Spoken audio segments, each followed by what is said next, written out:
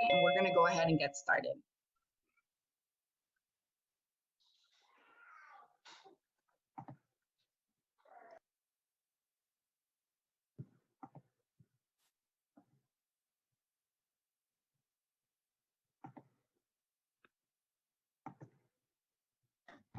Okay, welcome everyone. Can everyone hear me? You can shake your heads. You can just shake your heads because I can see all your faces. All right, great. I'm glad you can hear me. So I'm going to be reading off of a script, so my head might not be looking directly in the video. I'll try to do this here. So welcome and thank you for joining the Safe and Affordable Fund for Equity and Resilience, or SAFERS program, third advisory group meeting. This meeting is being held virtually, and it is being recorded and webcast publicly. The main points will be captured by our note takers and sent to advisory group members within 3 weeks. We'll also post all materials and everything on the website. So today we're hosting this meeting virtually from the traditional territory and homelands of the Maidu, Miwok, and Nisenan people in the modern city of Sacramento. We know that they're still actively working to stabilize their livelihoods and preserve their way of life. We equally honor the groups who have experienced economic, environmental, and social disadvantages as a result of historical marginalization. We recognize that we're meeting during a very challenging time, and we recognize also that the impact that the global pandemic has had on all of us, especially on marginalized communities. Our work here today should be aimed to strengthen the sovereignty and empowerment of Indigenous and community voices as we work together to provide clean, safe, affordable water to all Californians. Again, we want to thank each of you for finding a way to join us virtually. I know that this can be very challenging. It's new for all of us, and we thank you for your patience and understanding as we move to 100% virtual meeting space so that we can adapt to the current public health concerns. And we're doing our best to make sure that everyone can participate in an effective and equitable way. We also want to make sure that this time is valuable for all of you. And here are some guidelines for our meetings today to make sure that we can stay on task and make sure that the meeting runs as smoothly as possible. So you should be able to use your participant packet. Your packet was emailed to you, so you should have a hard copy and an email copy that contains all of your meeting materials, including the agenda, the technical support information, breakout instructions, and you should have received this in Spanish if you preferred it in Spanish. You can note the call-in number that's on the screen in just a second when Adriana changes that. The call-in number should come up. I think, or maybe not. Okay. Well, the call-in number might not be there, but we'll make sure that you get it. Everyone seems to be on. In case you get disconnected from video, please use that call-in number and call us back. For technical assistance and language support during the meeting, please email us at safer@waterboards.ca.gov. So during our meeting today, we just want this to be right now, has privileges of speaking are all of our advisory group members and our water board staff. But we're asking that you mute yourself when you're not speaking to avoid background noises, probably like you're hearing now from my house. So sorry about that. And then you can please take breaks as you need them and use your participation packet. For those of you who are listening on the webcast, if you would like to submit a comment as a member of the public, we're asking that you email your name, affiliation, the last 3 digits of your phone number, and the comment topic, we only have one today, as the subject, and the subject AGM3 public comment to our safer@waterboards.ca.gov email address. We'll get all of your requests to comment, and then we'll call your name. Then someone will email you the Zoom invitation if you want to speak your comment, and then we'll admit you into the Zoom. For everyone else, you can just listen through the Cali PA webcast. And we do want to remind folks that are submitting comments that this is an opportunity to submit for the items on the agenda only, and that we are following in the afternoon session a question and answer session that is open to all questions and topics and comments for SAFER. And that starts at 2 p.m. And we'll send a slide at the end of this presentation where you can find out how to join that. It'll also be webcast on the CaliPA website. I just want to acknowledge that today we have a lot of team members working behind the scenes to make sure that we have as few participation bumps as possible. They're here to support all of us. We're on multiple threads right now. We're communicating with you and everyone else.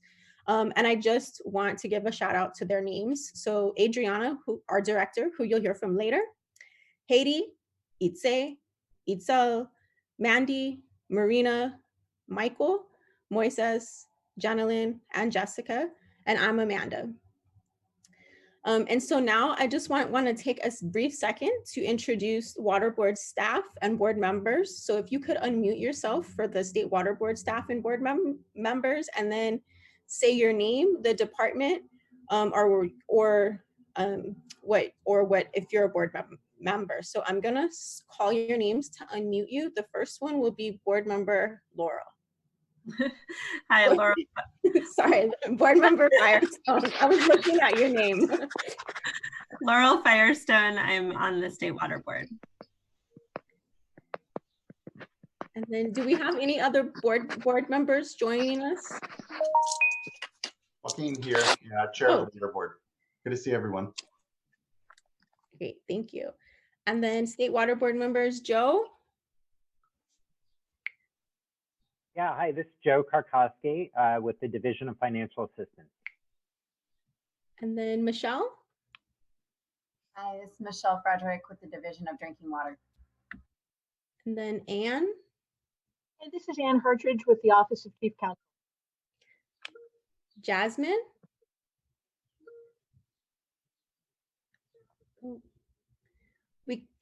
We can't hear Jasmine, so we'll come back to her. I couldn't hear her anyway.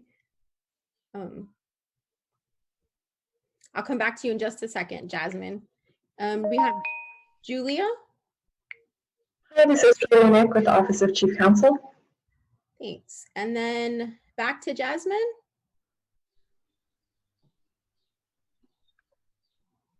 Well, we know she's there. She's there twice.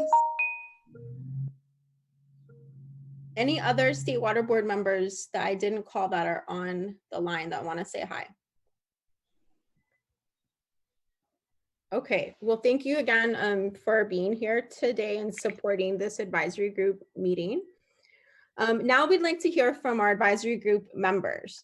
So advisory group members, when I call your name, please unmute yourself and spend about 15 seconds sharing your name, the physical location that you're calling from, and one thing that motivates you as an advisory group member.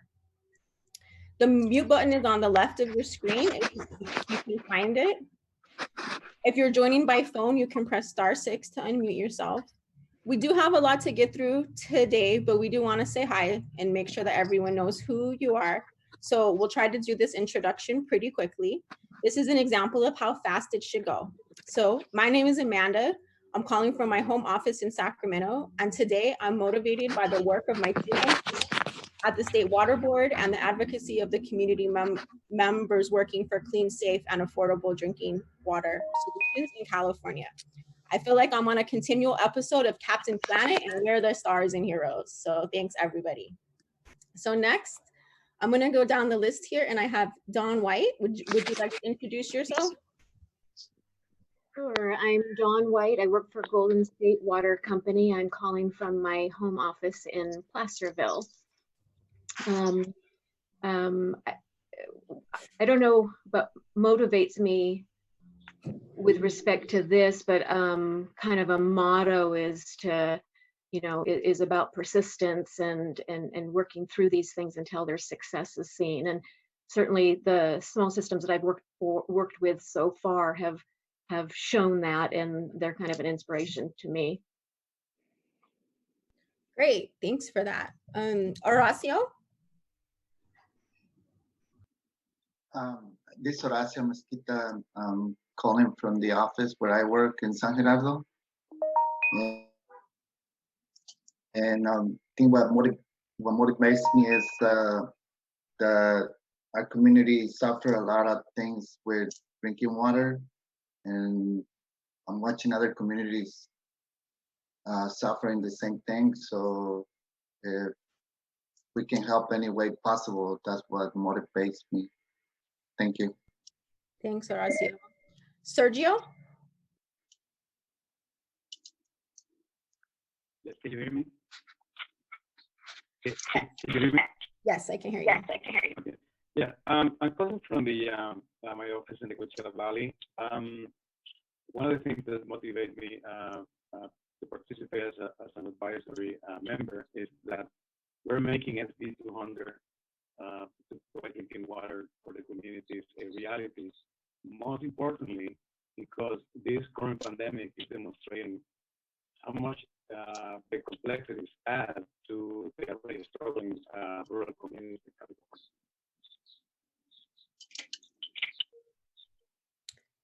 Thank you, Sergio. Michael? Hi, this is Michael Claiborne. I'm an attorney with Leadership Council calling in from Old North Sacramento. And what motivates me, just working with community leaders, many of whom are on this call, to make sure that all Californians have access to safe drinking water, and to borrow a phrase from the draft policy, that we're achieving true environmental justice in California. Awesome. Thank you, Michael. David? Yeah, my name's David Corey. I'm in Dos Palos, California. What motivates me on the advisory group is just to ensure that we use the funds, the safer funds, as effectively and efficiently as possible to provide safe drinking water to all the citizens of California. Thank you. Next, Benjamin?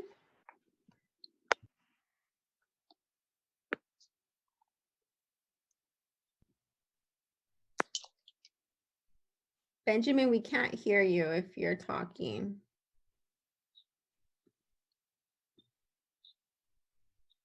Are you there? Yep, now I can hear you. Great. Okay. I'm Benjamin. I'm here in Tullyville, my little hometown. And what really motivates me is I looked through the draft, the paper, all the paperwork. I've seen it's quite a big step forward. That just makes me feel a lot better. Awesome. Thank you for that, Benjamin. And next, Castulo. Hi, good morning. Name is Castulo Estrada. I'm a board director for the Coachella Valley Water District. I'm calling from my Coachella office in the city of Coachella, county of Riverside. And what motivates me is my community. We have a large farm working community, and I'm motivated by them to try to do what I can to be as helpful as possible to them. Thank you. Thank you. Lucy?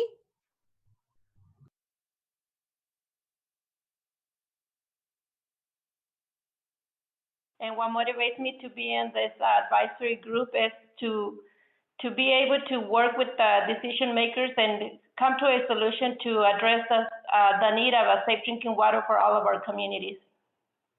Great. Thank you, Lucy. And where are you calling in from today? From community center office, Visalia. Thank you. And then Don James.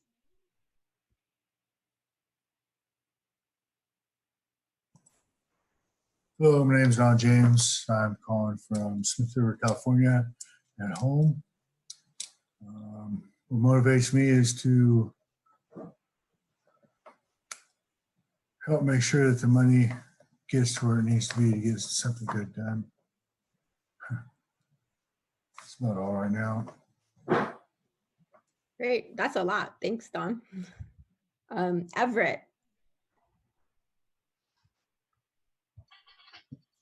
My name's Everett McGee. I'm in California. I'm a director here, the local Little Water Company. Just representing the people and trying to do what's best.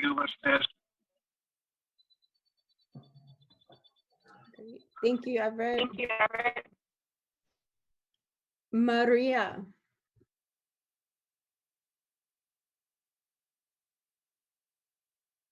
Yes. Good morning. This is Maria calling from my home, and what it really makes me feel good is trying to help the Dooleyville community in Exeter. Thank you, Maria. Camille.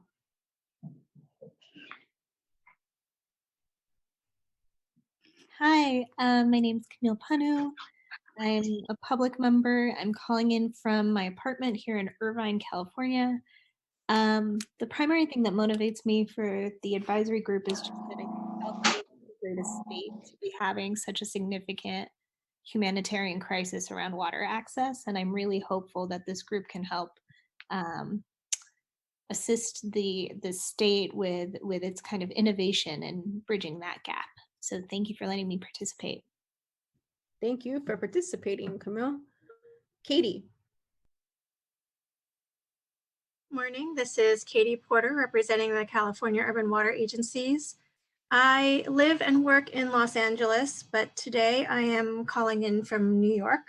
Unfortunately, we had a death in the family, so we came back east to be with my family and quarantine a bit before services.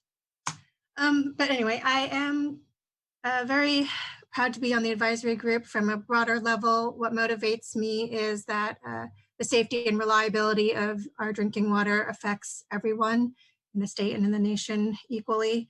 And that needs to be recognized. From a personal motivation, I really enjoy being involved in the solution of complex problems and making sure that the various needs and perspectives are balanced in that decision making.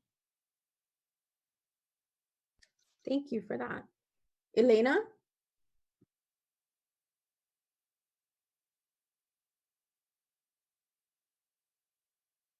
And the reason why I decided to try to be on this committee was because I am active in the community of Pixley in several aspects. And so people were coming to me when it was, they were advised that we were going to get a raise of fees for our water. And they felt like, you know, it doesn't do any good. They're doing the same thing. And so when I found out that this committee was available and if I wanted to apply, I said, okay, you know, I just feel like we can do whatever we can to make a change.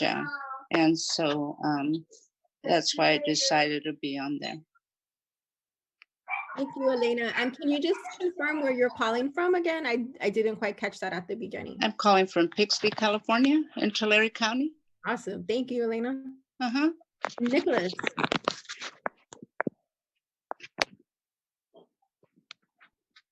Yes, hi. My name is Nicholas Schneider. I am the Water Conservation Manager for Mojave Water Agency. I'm calling from my home in Hesperia, California. And the thing that motivates me is to ensure that we can help as many water agencies and as many people as possible to get the funding out to as many struggling agencies as we can. Thank you. Thank you. Jesse.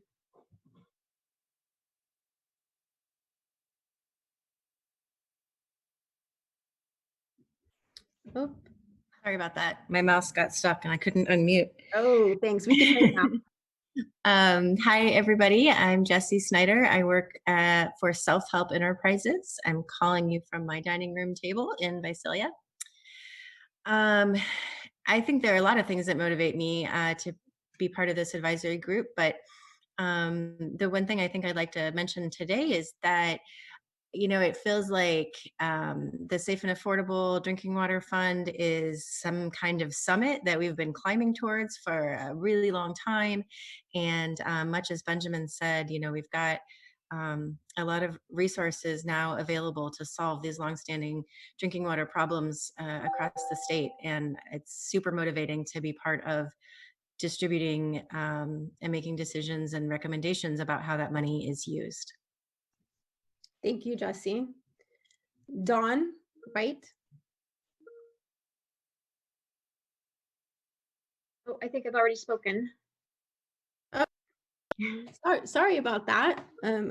Isabel, I think we are working behind the scenes to get Isabel connected, and I think she is now. Can you share?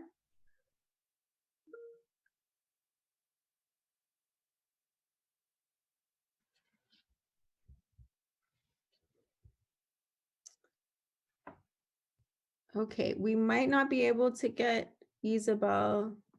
I think we're still having some connection issues. So if we can get that fixed out, we'll make sure that she has a chance to introduce herself later in the meeting today.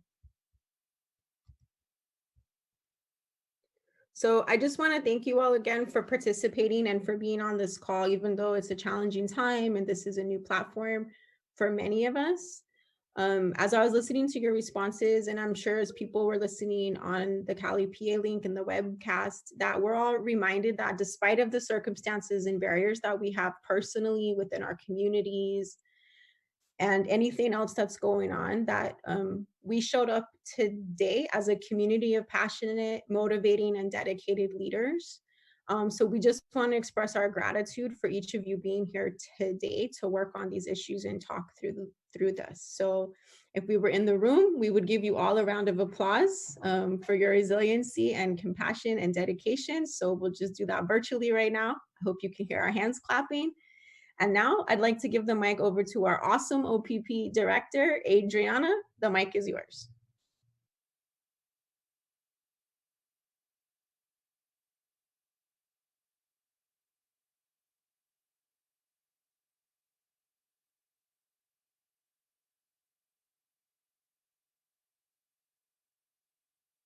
Thank you, Amanda.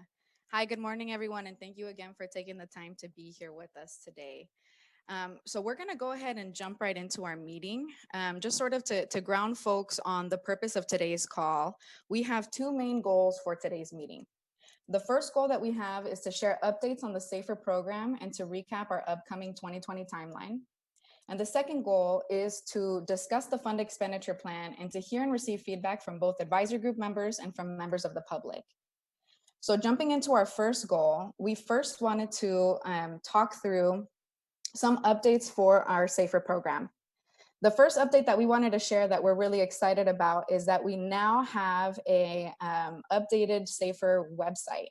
So the website is waterboards.ca.gov/SAFER. And on this website, you are able to find information about the updated fund expenditure policy, past and future advisory group meetings, information about funding, and as communities receive funding through the SAFER program, we're also going to be updating success stories on the website as well. One thing we wanted to know is that on April 17th, the SAFER program held a drinking water needs assessment workshop. And if you weren't able to attend that workshop, the recording for that workshop, as well as the recording for today's advisory group meeting, will also be uploaded onto the SAFER website. The other thing that will be updated into the SAFER website is an updated frequently asked questions document. So as soon as all of these new updates become finalized onto our website, if you're signed up for our SAFER Lyris list, you'll get a notice and you'll be able to explore the website. And we ask you to please explore the website and give us your feedback on ways that we can continue to improve the way that we share information with you. The next thing that we wanted to share with you all is a timeline for upcoming key events for the SAFER program. But before we do that, we just wanted to do a quick grounding of the different terms and make sure that we're all refreshed on the different terminology for SAFER. So as a quick refresher, Senate Bill 200 established the Safe and Affordable Drinking Water Fund. And this fund was created to address funding gaps to provide short and long-term solutions for water systems. In order to use funding from the Safe and Affordable Drinking Water Fund, the State Water Board needs to adopt a Fund Expenditure Plan, which is what we're going to be talking about today. So the fund expenditure plan is what directs the State Water Board for how that money is going to be spent. This fund expenditure plan is based on a drinking water needs assessment that helps prioritize which water systems are not providing safe water and what are the reasons that they're unable to provide safe water. In order to develop the fund expenditure plan, the State Water Board has to adopt the fund expenditure policy. So this fund expenditure policy is essentially the guidelines for what a fund expenditure plan is going to look like. The policy is what defines key terms. It discusses who is eligible for funding and what types of projects are eligible for funding. So right now, the purpose of today's advisory group meeting is really to focus on the fund expenditure plan. And so we're going to be asking for your feedback on whether the fund expenditure plan aligns with the needs of communities. A couple really important key dates are coming up in the next couple of weeks. So today we're having our third advisory group meeting, and next week there are a couple important things taking place on May 5th. So on May 5th, the State Water Board is going to be adopting the fund expenditure policy. On that same day, the State Water Board is going to be holding a workshop on the fund expenditure plan. So this is an opportunity for both members of the public and advisory group folks to join and to share your comments and your feedback directly with State Water Board members. In late May, the draft expenditure plan will be released for public comment. And between May 26th and June 19th, the public and advisory group members will have the opportunity to review the fund expenditure plan and to provide your comments to the State Water Board. In June, we're planning on having our fourth advisory group meeting to have another opportunity to hear from advisory group members on any feedback that you may have on the fund expenditure plan. And then on July 7th, the board is planning to adopt the fund expenditure plan. And then on September, for the September meeting of the State Water Board meeting, the State Water Board staff will also be hosting and giving an update on the SAFER program. So these are some key dates that we want to make sure you have to be able to add onto your calendar.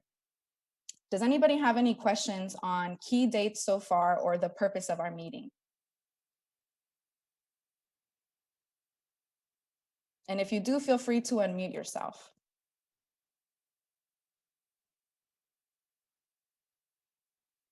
No? Okay. Well, then we're going to go ahead and jump into the fund expenditure plan. So jumping in, so what is the fund expenditure plan? So like we mentioned just briefly, the fund expenditure plan is going to outline how funding from the Safe and Affordable Drinking Water Fund is going to be spent. The fund expenditure plan workshop is taking place next week.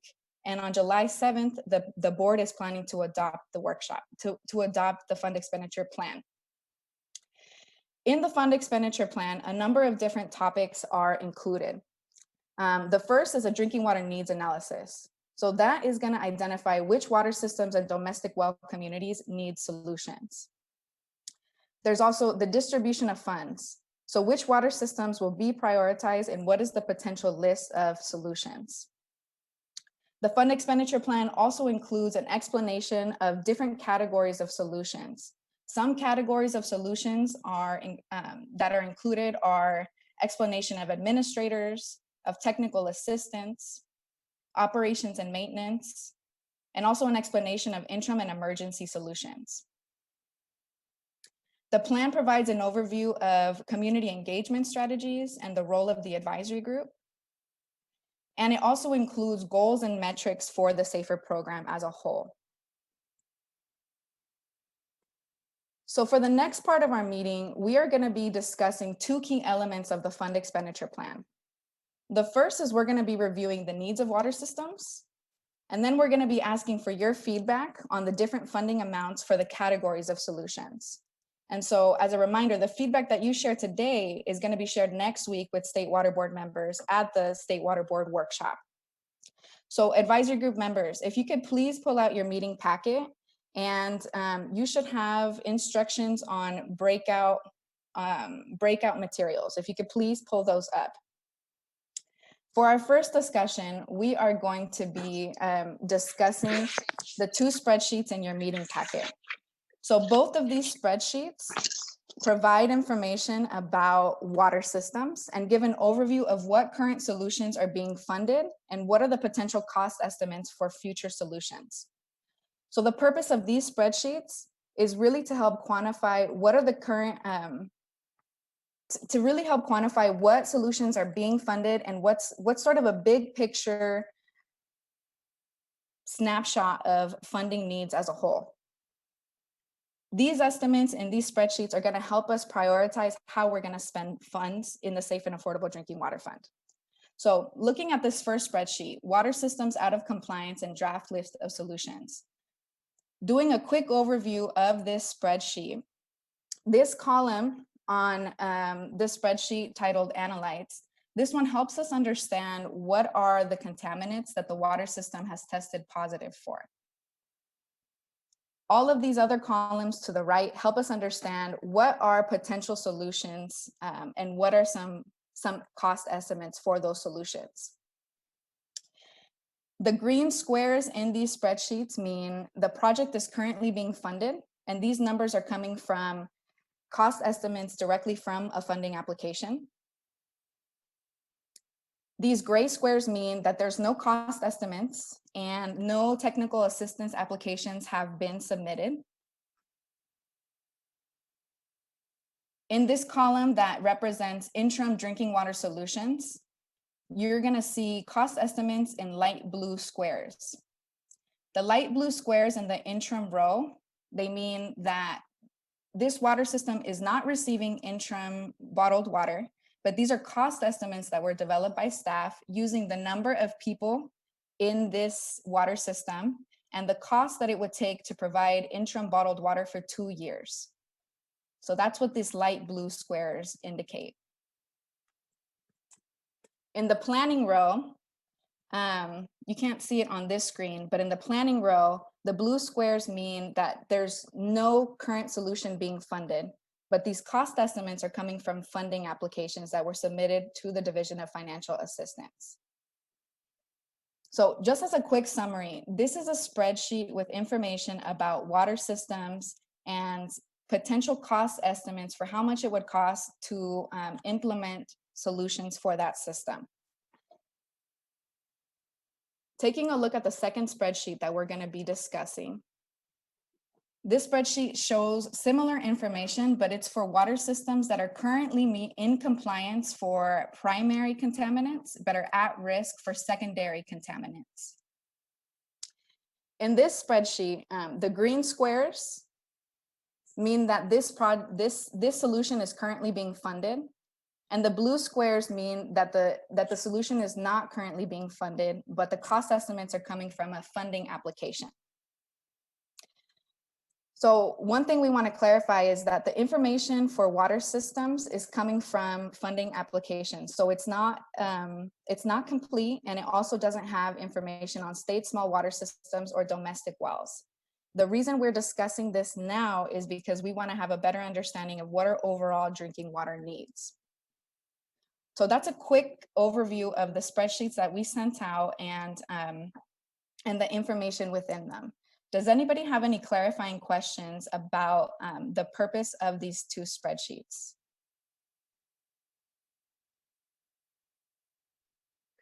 I have a question on the at-risk system spreadsheet. Mm-hmm. These are systems that are that have applied for funding, but not necessarily systems that are labeled as at risk per the needs assessment, correct? So this isn't really this list that's going to be worked on. It's just maybe for budgeting purposes only? Yes.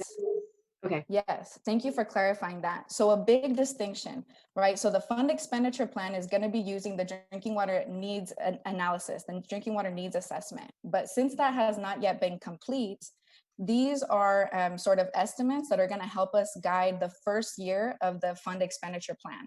For future years, the drinking water needs assessment is going to be complete, and we're going to have a lot more robust information about at-risk systems. That's correct. Okay, because I would offer that some of these systems may not be at risk and may have applied for funding in order to be proactive. So I think we're missing a lot of systems, and I think there's systems here that shouldn't be really labeled as at risk. So you might want to consider the name on this table. It's confusing a little bit. Yeah. Okay. Yeah, that's a great comment. Thank you. Adriana, this is Castulo. Yeah, go for it. To Don's point, and I'm happy she clarified that, because that was my same concern. With that being said, I just wanted to, so that I don't have to spend time trying to argue the point during the breakout session. We are not saying that in order, we're not saying that this is a list of what we're willing to fund, meaning we're not holding these as projects in the queue per se. We're simply going to set a funding allocation for different categories, and then the list is going to be some other list. This is not a list. We're not saying in order for you to qualify to tap into this fund, you have to be in this list. Yes, thank you so much. That's a great clarifying point. On the second part of our breakout, we're going to be discussing the funding categories for the plan. These, the numbers that are included in the spreadsheets that you're looking at right now, they're provided to get sort of an idea of how much it would cost for the different type of solutions, right? So it doesn't necessarily mean that that we're saying, you know, Ariel Acres water system is going to be approved for this project. That's not what our conversation is going to be today. This is mainly for us to get an understanding of, okay, do we need to prioritize technical assistance more, or do we need to really prioritize interim bottled water or planning, right? So taking a big picture look at the different funding categories, correct. Okay, and just to summarize, these aren't earmarks per se. We're not earmarking projects and funding solutions. Right. So the numbers here, so some of these water systems have already applied for funding. So the green means that they already received it. Some of them have already applied, but have not yet been approved, if that makes sense. But through our conversation, we're not earmarking funds. Adriana? Yes? Yes, it's true. And I think you need to take into consideration that there are a lot of systems here that are not listed that are going to be qualifying for interim solutions. So we need to discuss how can we integrate those systems as for potential funding that are not listed here in the list that will require interim solutions as well. But also, I hope that we can discuss how these systems are going to be intertwined with what UCLA is supposed to be doing, meaning assessing, you know, all the systems to have a better understanding about the potential solutions that we can offer and what is being done so far in those communities. So that's the other observation I wanted to bring to the group as well. Mm-hmm. Yeah, that's a great comment. Adriana? Yes. Sorry, it's Camille. Would it be possible for us to get a sense of what the other funding pots are for these different big picture categories? It's difficult to think about what the right allocation or mix should be without knowing what's additionally out there. For example, planning and construction has clear pots of money in addition to the SAFER fund. And so I'm just wondering if perhaps not for this meeting right now, but as we go through this process, if we could have a little bit of a reference point as well to understand what the other pots are and what the limitations or non-limitations are on how those funds are also spent, so that we can understand where SAFER can help plug gaps and deal with the highest risk and the highest need systems. Mm-hmm. Yeah, that's a really good point, Camille. So we went ahead and we jotted that down, and we can follow up with more information. And I think that relates to our second breakout. So you all are bringing up really great points. I want us to make sure that we're transitioning into our first breakout discussion. So you all are going to get an opportunity to discuss this more in depth. And the two questions to sort of guide our conversation are, What questions, concerns, or comments do you have about current and future funding needs? And do you have recommendations for the best way to share this information? Is there other information you wish you had available? For example, more information about other funding sources, like the one Camille just brought up. So these are our two guiding discussions. In a few seconds, we are gonna automatically break you off into smaller groups of 5 or 6. Advisory group members, you're gonna see an option pop up on your screen that says join a breakout. You're gonna wanna go ahead and click join breakout. Each group is gonna have a facilitator, a note taker, and a water board staff. You're gonna wanna assign a reporter that's gonna share back what your group has discussed with the larger group. And members of the public will be able to listen in using the webcast. When the time for our group has ended, there's gonna be a little pop-up button that's gonna show up on your screen that's gonna say, return to the main screen. You're gonna go ahead and click on it and we'll be joined back into a larger group, all right? So I'm gonna ask Jessica to go ahead and break us off into breakout groups. And if you have any questions, you can ask your facilitator. All right, see you all soon.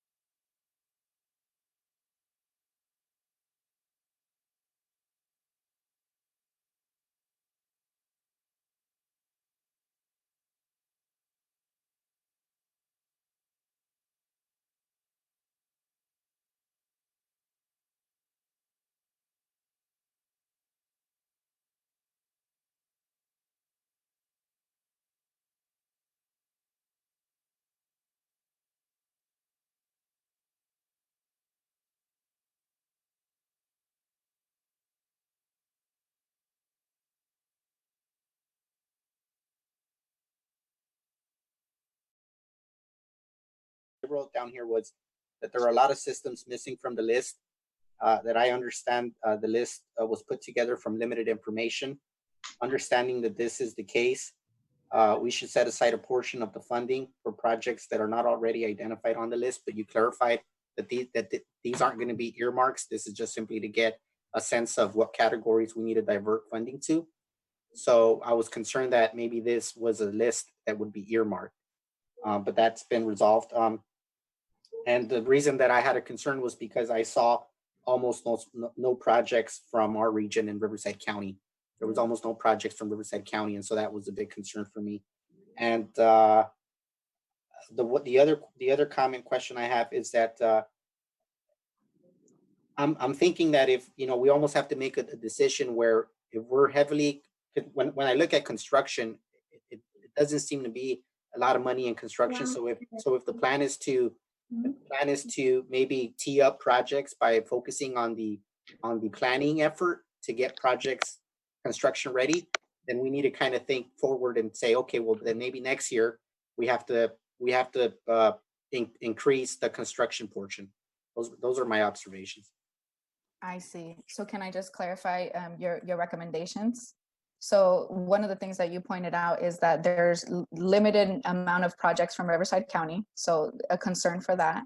And then you also are recommending that as the fund continues on to increase the amount of funding for construction. Is that correct over the years, or can you clarify that? Yeah, my recommendation is that if we are gearing up in the first year to throw a lot of money in the planning effort and the technical assistance effort to get projects shovel ready, then we have to keep in mind that those projects are going to get to a point where they're ready for construction, and then we have to increase the allocation for construction in whatever year that falls into. Okay, awesome. Thank you. Maria, do you have any, or Benjamin, I hear you. No, I guess I should have known that it wasn't something set, but we're working. I mean, we're working on it. Yeah, when I saw what was written on the sheet, I was like, oh, cool, it's looking good. Like he said, it's not everybody's included in there. But they should save some, put some cash into, like he said, hold it on so for the need that are coming up. This is Maria. I say the same thing because there's nothing for Tullyville. Yeah, just our water, bottled water fund. Just a bottled water, exactly, but nothing coming. Or we're thinking of, for some consolidation with the city. Oh, So was Tullyville in the spreadsheet for the interim route? It's got nothing coming. no, it's just what they said was the amount they pay for our bottled water for the year. That's it. That's it. Okay. What about you, Elena? Did you have any comments, questions, or concerns? What was coming up for you when you were reviewing the information? Oh, Elena, I think you're muted. Okay, can you hear me now? Yes. I have a couple of concerns as far as I don't know about how, the water systems anyway. But as far as I see that they, if I'm understanding correctly, that they received $4 million plus for, and a lot of it, what they want to do is construction, but they have not been successful in any means by opening wells and all that. And even, okay, they want to open a filtration system where we're going to be wanting to go through the clean and abatement and get that grant. And that's already difficult. We'll be at the same boat. There still will be people in the community that will not be able to afford the water.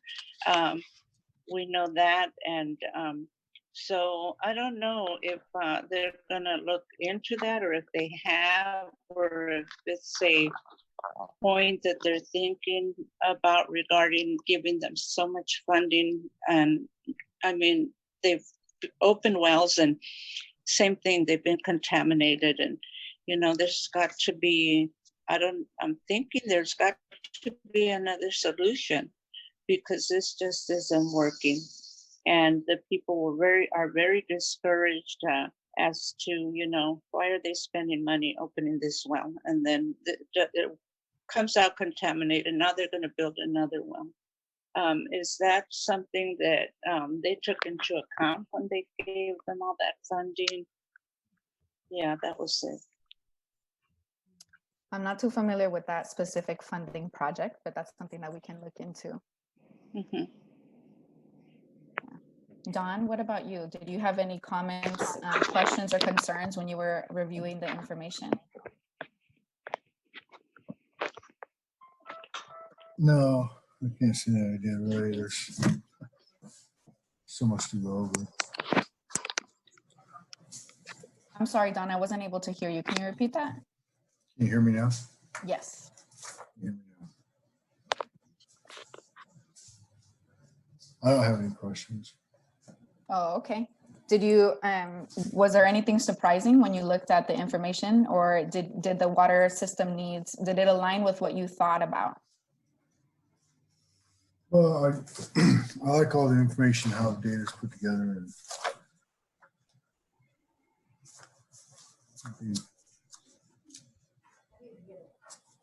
Is this real-time spreadsheets right here?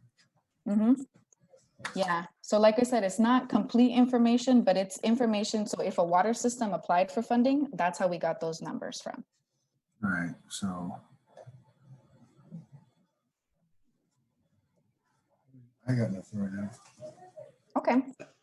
Adriana, you asked if there was anything surprising, and I just want to reemphasize that what was surprising to me was the amount of money allocated to construction. And I think that what that tells me is that maybe there aren't enough projects in the queue that you already have that are ready for construction. And maybe that's why you've concentrated a lot of the funding for planning purposes. Because 20 million for construction across the state, it seems small, but maybe to the other point that was made earlier, without knowing how much construction funding is made available through the other buckets of money, we might not be getting the full picture of how much construction money is out there. Mm-hmm. That's right. And so do you all agree with that? Do you all think that, do you agree with the way that it's been prioritized so far?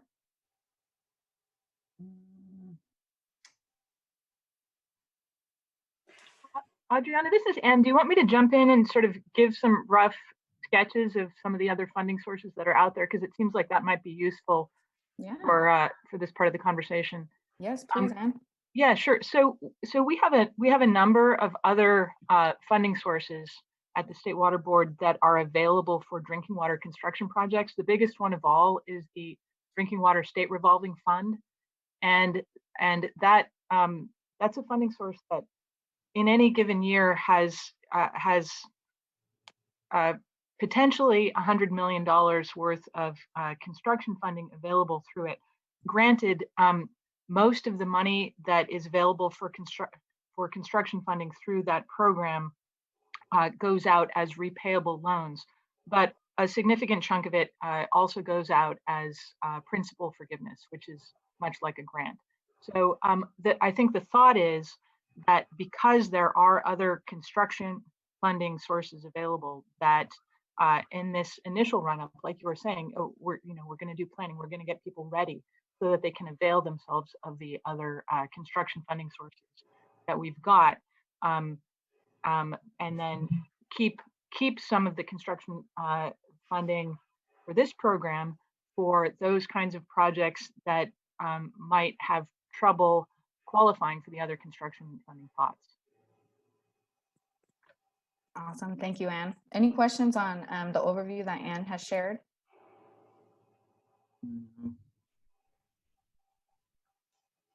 No. Are we thinking that if the budget that we're allocating, the 35 million, to me it seems like it's a lot. It's a big percentage when you look at the 130. But I think we're carrying it for 2 years. Does that mean that next year when we have a new budget that's going to get reduced, since it's, we're almost capturing a budget here for 2 years for that purpose? Is that the thinking?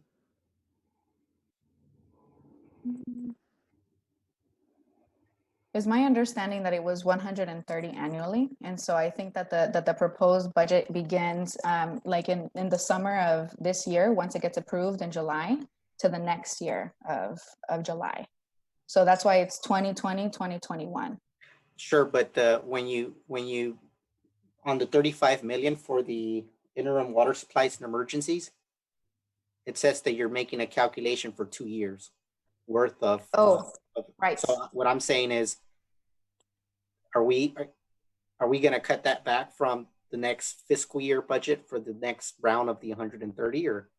So those are just estimates. So those water systems are not getting bottled water. Those are just estimates that we added so that you could see, okay, if this water system has 70 people and they have nitrates, how much would it cost to provide bottled water for 2 years?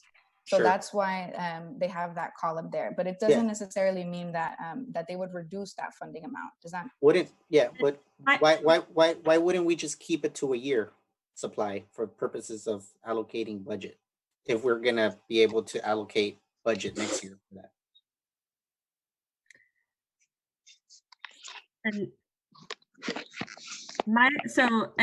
I don't know if anyone from Division of Financial Assistance is in this group. I know Ann, you are, but I guess my understanding on this is that, and it's similar, that what you're talking about is interim water, but it's similar for things like technical assistance or planning, is that what we do is approve a contract for a certain pot of funding, and we know that it may take more than 1 year to complete that project. And so rather than splitting it up by how much is spent each year, we're splitting it up by how much is encumbered each year. So it does mean, I think to your question, if we're entering into a contract to provide 2 years of water interim solutions, then my understanding is that's taken care of for that community in terms of budget amount for 2 years, because it's a contract. So it's encumbered. And then next year, we won't have to include that amount in the fund expenditure plan, but the water will continue. And that's true for things like technical assistance. If we're doing, a multi-year technical assistance contract, that's taken out and encumbered that year, but maybe expended over multiple years. So then you don't have to allocate it again next year. And so it's a little confusing, but I do think what it means is what's in this budget, if it covers future years, it doesn't show up again in next year's budget. We have another 130 million to spend on new projects and new contracts, although they may take longer than the 1 year. Does that make sense? That makes sense. Awesome. Thank you for clarifying that, Laurel. And then just as a reminder, we have 2 minutes, so I want us to move on to the next question. But one thing that I forgot to ask the group before we jumped in is, does anybody volunteer to be a reporter to share about our conversation with the larger group? And we also have Haiti and Michael Ben who are supporting us with notes, so they could help you out if you forgot something. But does anybody volunteer to be our reporter? I could do it. Thank you, Casulo. All right, so the next question that we have is, do you have any recommendations for the best way to share this information? Is there any other information you wish you had available to review? I think you've already brought up some great questions around, the timeline for budgets, what other funding resources are available, what other information would be helpful for us to make sure that we are sharing the best information. Well, I'll just make a comment that I thought the webinar on the 17th was great. I think that prior to that workshop, I really had a hard time understanding what the tools what tools were being used to drive the priority conversation and the needs assessment. And it's those tools that are going to prioritize things. And I got a real sense of, what was driving those tools. And I wish that that I had more of that type of information to be able to at least try to understand whether those tools, the pros and cons of how those tools impacted communities. Mm-hmm. And because it's, a lot of this is data driven, and it's a lot of data. That's helpful feedback. Thank you. Don or Benjamin? I got nothing. Maria? No? All right. So it looks like our breakout will end. So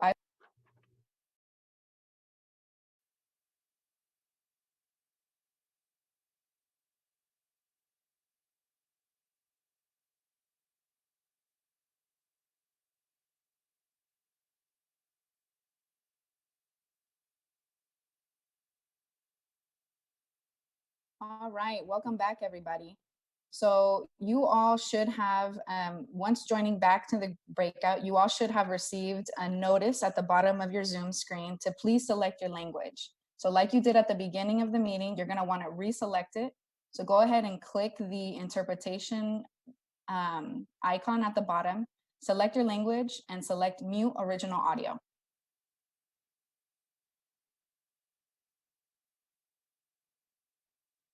Okay, so we're gonna go ahead and begin with just hearing back from the different groups. So maybe we can hear back from Itzel. Who was your reporter? Yeah, our reporter was Don White. Take it away, Don. Okay, so between the two questions, I think our answers kind of flowed back and forth a little bit. I think that we've got 3 or 4 main points. I think the first one was that there's still a lot of questions in the data systems that might be missing from the list, data QA, QC that we think is really important to work on before this moves too much further forward.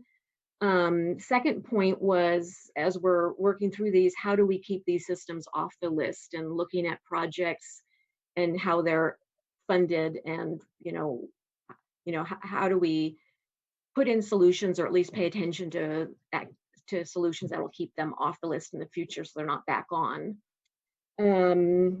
We had some questions about the timeline and totals and the approved projects already and what budget year they're coming out of. So I think that lends itself to just maybe a little bit more data on these would be helpful.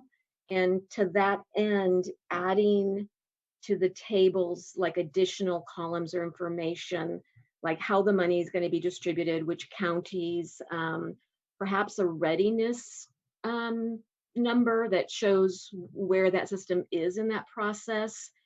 And then information about the systems, like their classification. Are they a disadvantaged? Or, that kind of thing. So I think most of it is clarifying and looking for, more information and then with respect to communicating, I think after the data is validated, DDW is probably the best agency to start working with these systems and communicating this list out. But I think there does need to be some data quality control before this is out there too much. So I don't know if any of my group members think there's more to add. I'll let them speak. Awesome. Thank you so much, Dawn. So next we're going to hear from the next group. Katie Porter, I think you were the reporter for another group. So any key takeaways or questions that came out of your discussion? Yeah, I'll just speak to the points that were in addition to what Dawn just mentioned. I think in our discussion, we had some back and forth too about understanding how this list would be used with the Fund Expenditure Plan, because we kind of kept going back and forth about how will the money be allocated, and understanding if we're supposed to be providing input into what the different buckets are and if that makes sense. And I think that's going to be in the next discussion. But certainly, seeing this just leads to those types of questions. We talked about also understanding what the cumulative R's for each of these different potential solutions to understand how big the need is. But again, that'll tie into the needs assessment. And I think what came up in the first larger discussion, which is really making sure that there's a process for incorporating systems who currently aren't captured in this snapshot, since it is just a current time snapshot, but there will likely be other projects that need to be prioritized and added to this list. So making sure that that process is clear. And then in terms of communicating, how do you make this information more friendly and accessible to community members? Trust and credibility and transparency is very highly valued in terms of getting projects implemented. So how can someone not only access this list and have the information be easily understood and digestible, but also be able to track progress through it? Sergio, is there anything else that I missed?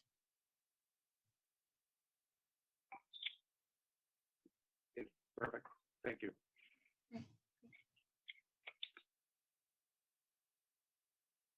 Awesome. Thank you so much, Katie.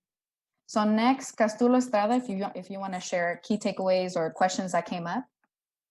Yeah, I think we all agreed also that the list was not inclusive of all the systems that we know are out there that may need some help.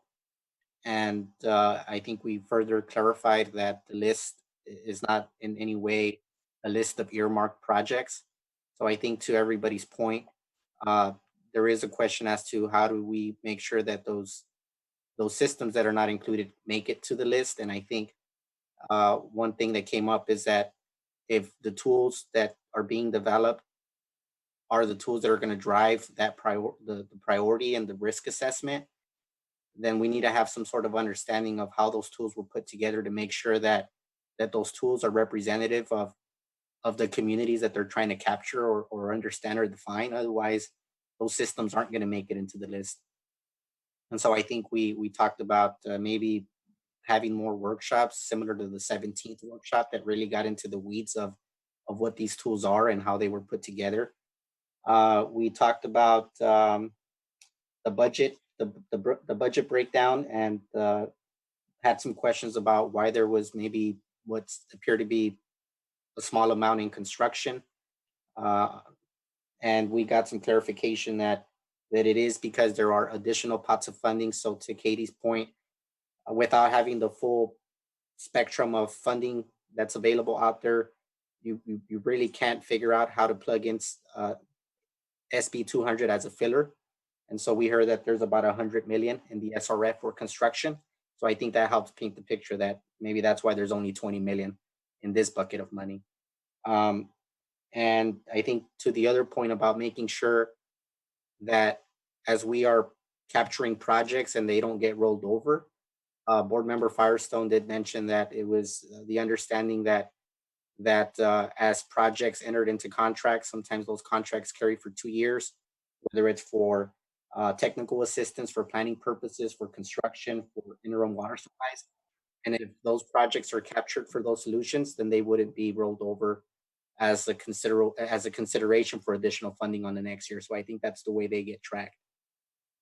That's kind of what we covered. Awesome. Thank you so much, Castulo. And then just one other thing to clarify. So the additional funding that we talked about in our small group is available loans. So outside of the Safe and Affordable Drinking Water Fund, there's a number of available loans that are available for construction projects to complement the Safe and Affordable Drinking Water Fund. Awesome. So the next group is Lucy Hernandez. If you want to share key takeaways and questions that your group discussed. Hi, I'm sorry I missed most of the meeting because I lost audio in the group. I couldn't join the group till the last minute. Oh, but okay. after they talk about what they talk in the meeting, can I have a minute just to say my concerns, please? Mm-hmm. Yes. Yes. Ita, did you have another reporter who was able to join your group?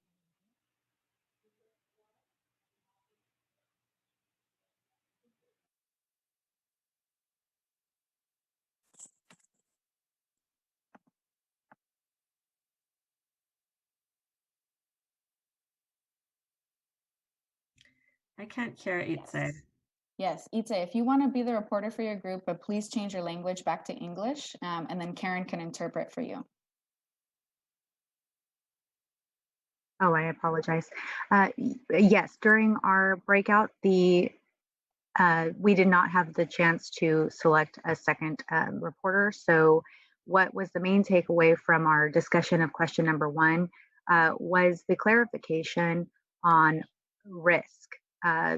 There was a note, it was noted that the definition of risk is noted 4 different places, and it is not the same in any of those 4 places.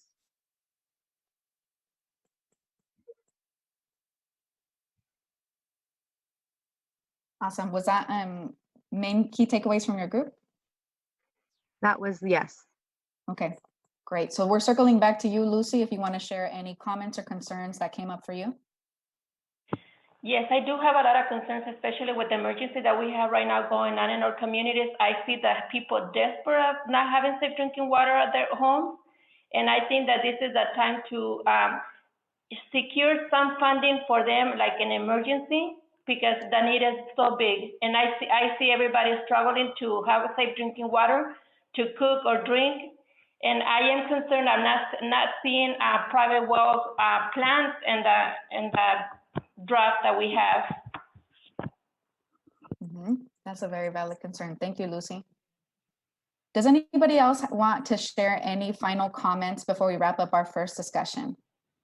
And again, we'll have an opportunity to come back as a larger group in a few minutes, but just want to offer up to the...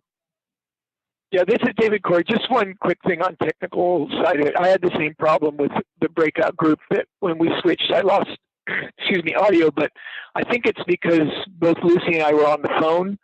And so we had to call back in with a different participate code, and it took me a while to figure that out.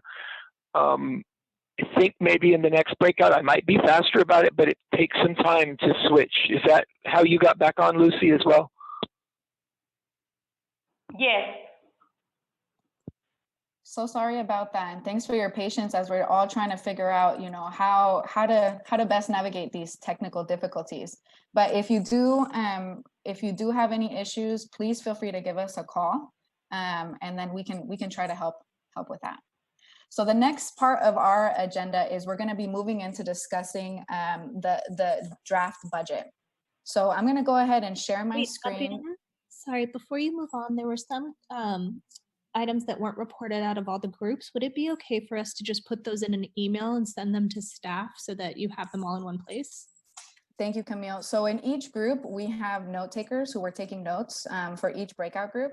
So all of the, even if we weren't able to capture your comments in our large group discussion, they will be included in notes that were going to be uploaded onto the SAFER website.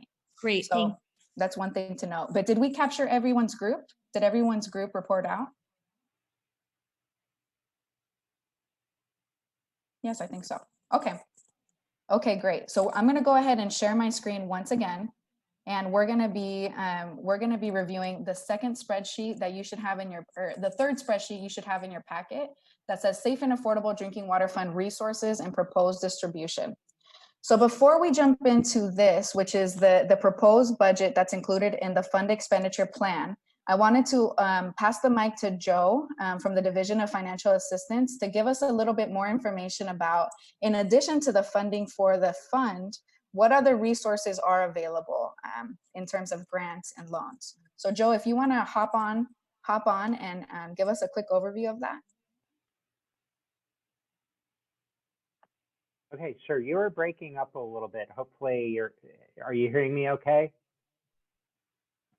Are you guys hearing me okay? Okay. Yes. Yes. Great, thank you. All right, yeah, so there were questions about how much funding that is available outside of the Safe and Affordable Drinking Water Fund. So just to give you kind of a quick perspective overview, and actually, am I able to share my screen or not? Okay, just a second. Let me try to share my screen. Let me stop.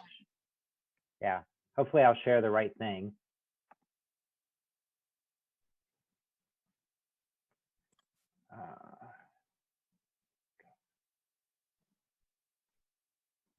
Okay, can you see that yes. Figure? Okay. All right. So anyway, this just gives you a kind of a quick overview of our available funds. And so basically, because I think everybody's mostly interested in the grant funding. So if you look at that graph, there's Safe and Affordable Drinking Water Funds. The 104 million is what's in the governor's budget right now. And that's after accounting for like staff costs. Then we've gotten some general fund allocations as well, which haven't been expended or encumbered in projects. So those funds can be used for both non-capital and capital projects. Then you look at kind of our typical bond funding. We have about $150 million left between Prop 68, Prop 1, and some other funding sources. The Drinking Water State Revolving Fund, principal forgiveness, so that's essentially like a grant, is it's a non-repayable loan officially. So there's about $86 million available there. Proposition 1 groundwater, we may be able to access some of those funds for projects drinking water projects that are focused on treatment. So we've also added those funds there. And then for some context, for all the projects that we have in our queue, essentially, here, there are about 120 or so pending applications in various stages. I think people were asking about that, from incomplete applications to almost executed agreements, and about 235 million is the total amount that's been requested. So that gives you kind of a quick overview of where we are, what we know. Awesome. Thank you so much, Joe. Does anybody have questions about this big picture look at available funds? Yeah, this is Michael. Hey, Joe. There are some available funds for things like bottled water distribution. Is that correct, that aren't on this list? Is it Prop 84, or I don't know how much funding is left? Yeah, there's not much Prop 84 left. We do have a general fund allocation that can be used for meeting urgent drinking water needs. The one I didn't include our cleanup and abatement account, which we can also use, but that's fairly limited. We don't have very many funds there that have not been committed already to other projects. Thanks. Yep. Joe, if I may ask, is this budget that you are actually presented to us, is this for the what fiscal year is this? Well, this is what's currently available now, right? So, or what will be available essentially starting fiscal year 2021. So we've tried to account for, you know, we've encumbered a lot of funds sort of through an end of fiscal year push. So this is what we're estimating we'll have available going into the next fiscal year. And so that's a really good question. Keep in mind the safe and affordable drinking water funds, we get an annual allocation. Those general fund allocations are one time. The bond funds are essentially, you know, one time, right? The drinking water state revolving fund, we get an annual capitalization grant from US EPA, and a portion of that can go to these non-repayable or principal forgiveness loans, which are essentially grants. But that varies every year.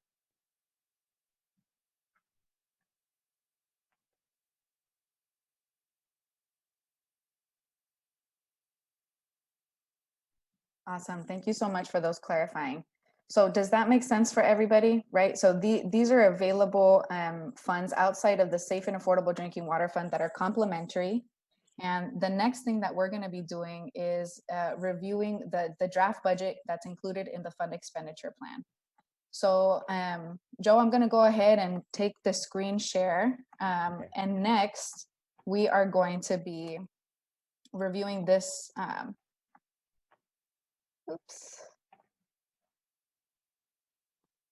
We're reviewing this spreadsheet. So go ahead and pull that out from your meeting packet. And the discussion questions that we are going to be reviewing for this spreadsheet is, based on your review of the drinking water needs that we just discussed in our first breakout, does the proposed distribution of funding, do you think that it is in alignment with the needs of communities? Are there any categories that you recommend be allocated more or less funding? If so, which are those categories? So again, we will be separated into smaller groups, talking through these questions, and then we'll have an opportunity to come back as a larger group. Does anybody have any questions before we jump into breakouts? Adriana, I thought, this is Laurel, that one thing to clarify, and Joe may want to correct me, but my understanding is the place that those communities that had high levels of chromium-6 when we had an MCL, and now that we don't have an MCL, aren't out of compliance, are showing up in the at-risk spreadsheet. So, so some of the at-risk is our systems that have high levels of chromium-6. And the reason I think it might be helpful to clarify that might be for some of the interim water source budget line items, because the reason they might need interim water might be because of high levels of Chrome-6, even though there's not an MCL. And Joe, I just want to make sure that that's correct. Yeah, Laurel, that's correct. Okay.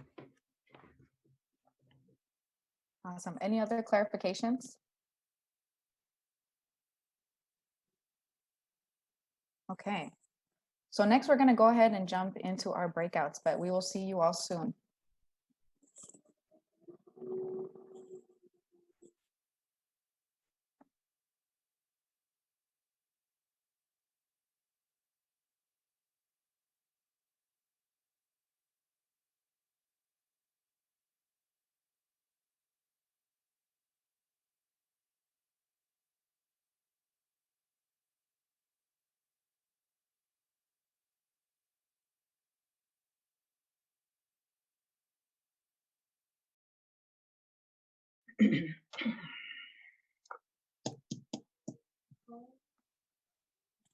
Okay, so we're checking in on Dawn, but in the meantime, we can go ahead and just begin with any volunteers to be our reporter. So thank you, Castulo, for reporting out last time. Does anybody else volunteer to report out to the larger group?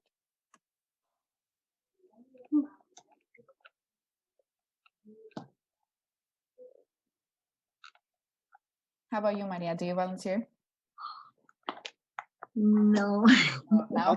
I'll do it again if no Yeah. one- Okay, thank you unless so much. unless You're board good member at it. Firestone wants to do it. He's good at it. Thank you, Castulo. I appreciate it. Thank you. All right, so let's go ahead and jump in. So what are your thoughts on the proposed funding? Do you think that it aligns with the needs of communities? Now that you've gotten a chance to look at the spreadsheets of what those cost estimates look like, what are your reflections on the proposed funding categories?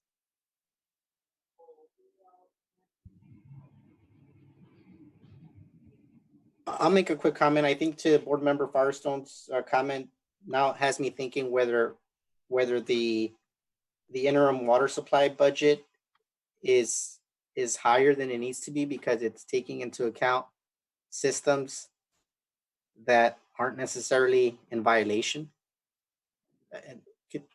Was that the case? Is that what did Joe say that was correct? So if that's the case, then I think that number needs to go down and maybe go somewhere else if there's no MCL.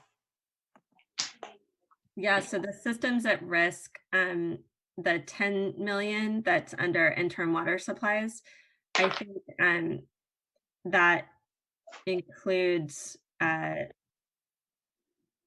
basically goes to those water systems that have hexavalent chromium over the old MCL because they had applied for, or actually not all of them had applied, but I know there's interest in getting interim water because of health concerns, even though there's not an MCL at this time. Okay, so your recommendation and your comment, Castulo, is looking at this. Are y'all able to see my screen share? Okay, so are you talking about this 10 million here? So, I don't know what systems those are, but if you look at the at-risk spreadsheet, and I'm just, there's obviously a lot of systems in here, but I'll take, for example, the city of Coachella. The city of Coachella has 46,000 people, 50,000 people, about 8,000 connections, and they're supplied by about 6 wells. All those wells are above the 10 parts per billion MCL.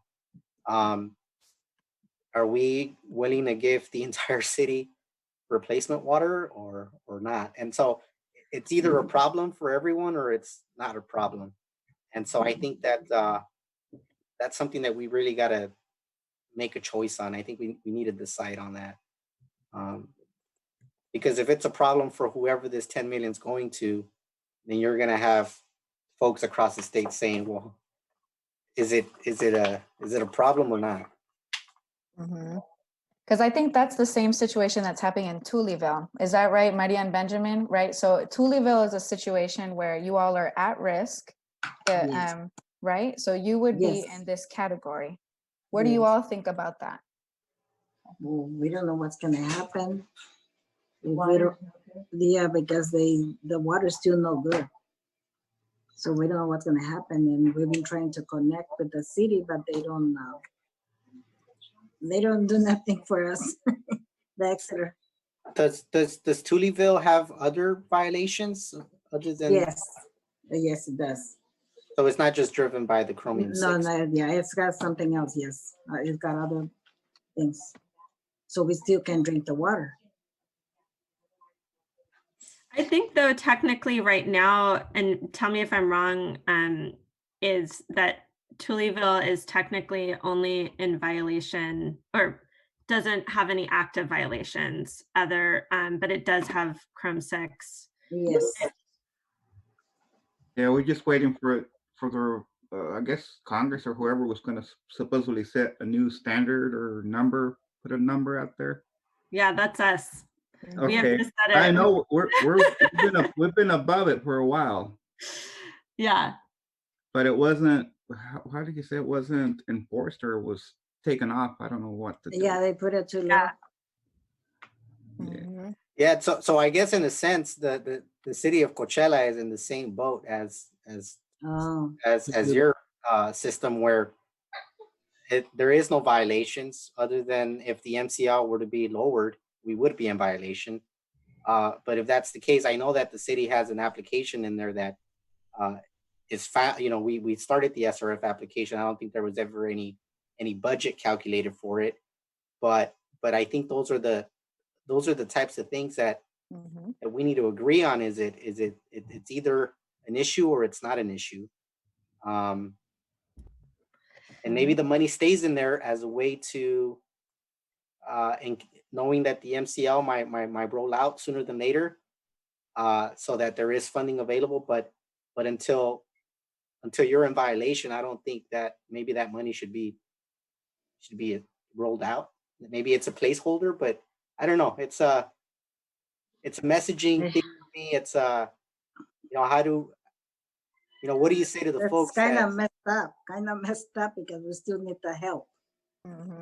So what would you all think? So we're thinking about for systems at risk, the conversation we're talking about is, should we have this funding category for interim bottled water?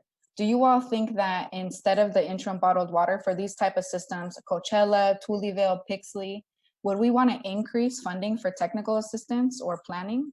Or maybe would we want to say, okay, for those systems, we want to make sure we have an administrator that's helping them transition? What do you all think would be like a good way to support communities like Tullyville or Coachella in that situation? Well, Tullyville, we've been trying to connect to the city, and but we still need the drinking water. So you would say both, right? So you would want to prioritize both the yeah. interim and then kind of working for a long-term connection? Yes. Okay. And I would say that that I would hold, in my opinion, I would hold the MCL as the standard. And you're either in violation or not in violation.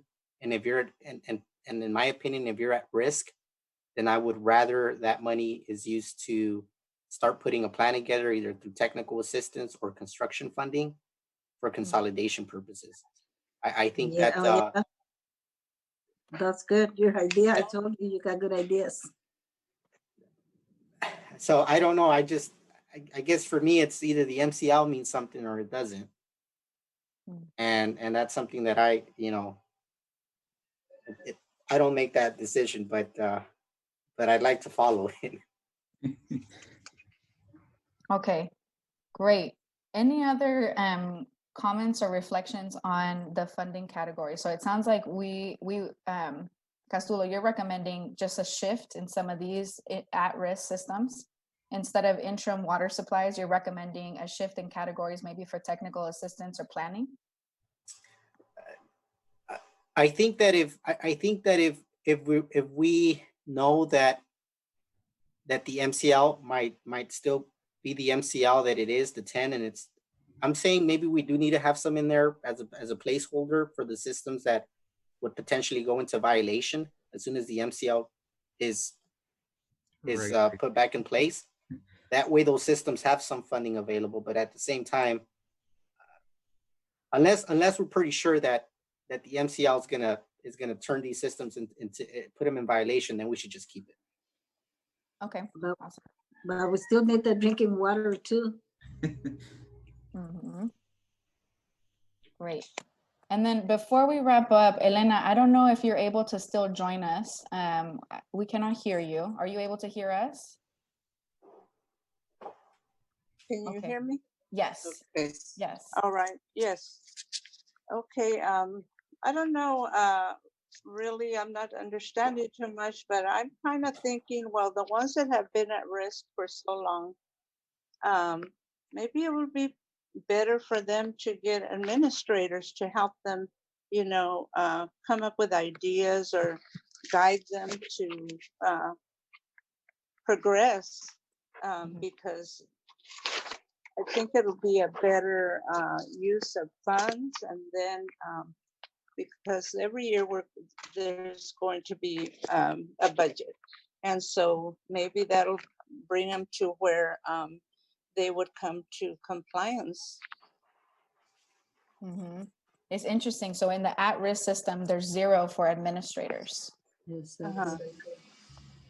So that might be Yeah. something that we might want to recommend to change, right? Right. Y tengo pendiente de cómo va a afectar eso en la crisis que estamos pasando a los.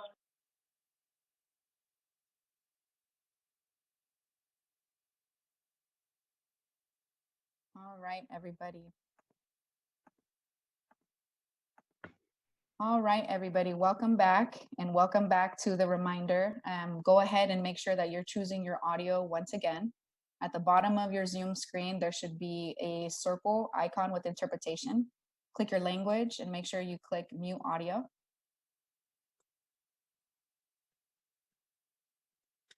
All right, we can go ahead and jump into our large group bring back. It felt like that was such a quick discussion, so I'm excited to hear what you all thought about.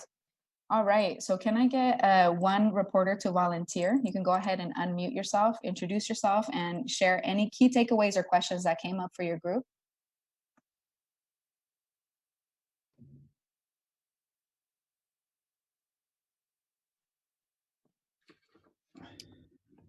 This is Katie Porter. I can go first.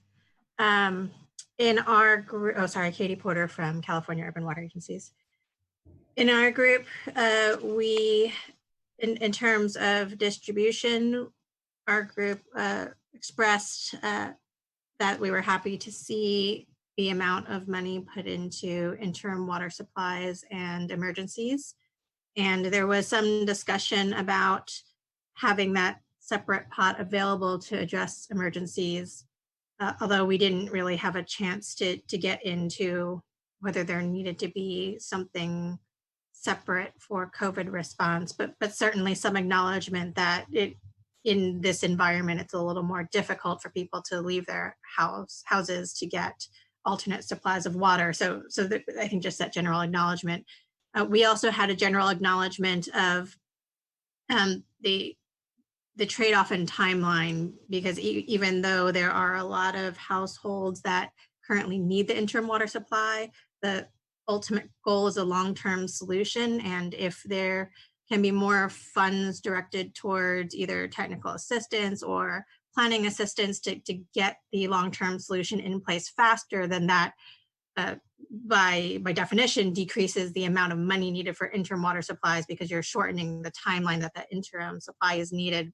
We didn't really come up with a good way to balance that, other than just to acknowledge that a balance was needed, because one inherently takes away funding from the other. But trying to incorporate both we thought was important. There were a couple of things that were in the descriptions of the proposed funding categories that we ended up highlighting. The bullets are in there, but I think just it took a while for us to understand. A couple of things that came up were that the design of any kind of solutions is sort of wrapped up in the planning and technical assistance. And we had questions about the planning category, but it was pointed out that some of that is to help supplement if there are spending caps for other funding sources. So that was really helpful for us to hear. And then I think the other big thing that came up in our group was that this talks about distribution, but what will really be important to communities and solutions is once the funding is available, how do we expedite getting those funds to the communities to get the projects or the solutions moving forward. So a lot of emphasis on making sure that money can be distributed in an expedient manner. Anything else from my group members?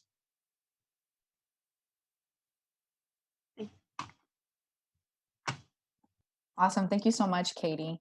So next we'll be hearing from Camille Panu. I think you're the reporter for your group. I am. Sorry, I was on mute. We had some really good feedback. We were asked if we felt that the current allocations met on-the-ground needs for systems at risk, and I believe we were unanimous that we don't think it does. we had a couple of comments that were really helpful. I'll try to pick the biggest ones. One of them was that there seems to be an under focus on small systems and private well communities, and that those are communities that are not funded well through other programs and may have higher needs that SAFER can meet and other funding programs can't. Another comment was, are we planning for the fact that the money for SAFER comes from the general fund? How will that affect its availability in light of our current economic crisis and the belief that we're going to run out of state reserves this year? We also received a comment that the funding allocations for construction were too low. But then we also had the comment about state smalls and private wells. And so some of those are both in tension, but one of the things I saw people shake their heads yes to was, I had said it would be very helpful if we have a prioritization plan with clear criteria for how systems are prioritized, what other funding is available, what the restrictions are on that funding, and then how we can use that to identify and prioritize the funding distribution for SAFER, which requires more data and context than we currently have. And it would be very helpful to have access to that data so that we can make better informed decisions about what it means to allocate or not allocate a certain amount of money to a specific subgroup.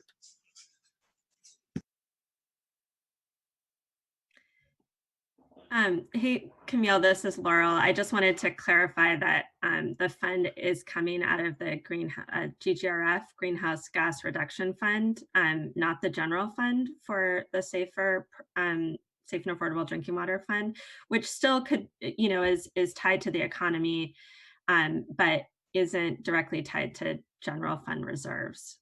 So we can talk more about, potential impacts to the fund, but just wanted to clarify that. Awesome. Thank you. Thank you, Camille. Thank you, Laurel. All right. So for our next group bring back, Castulo, if you want to share what our group discussed. Oops, Castulo, you are still muted. So make sure that you are selecting your audio at the bottom and you hit mute original audio. Can you hear me now? Yes. Okay.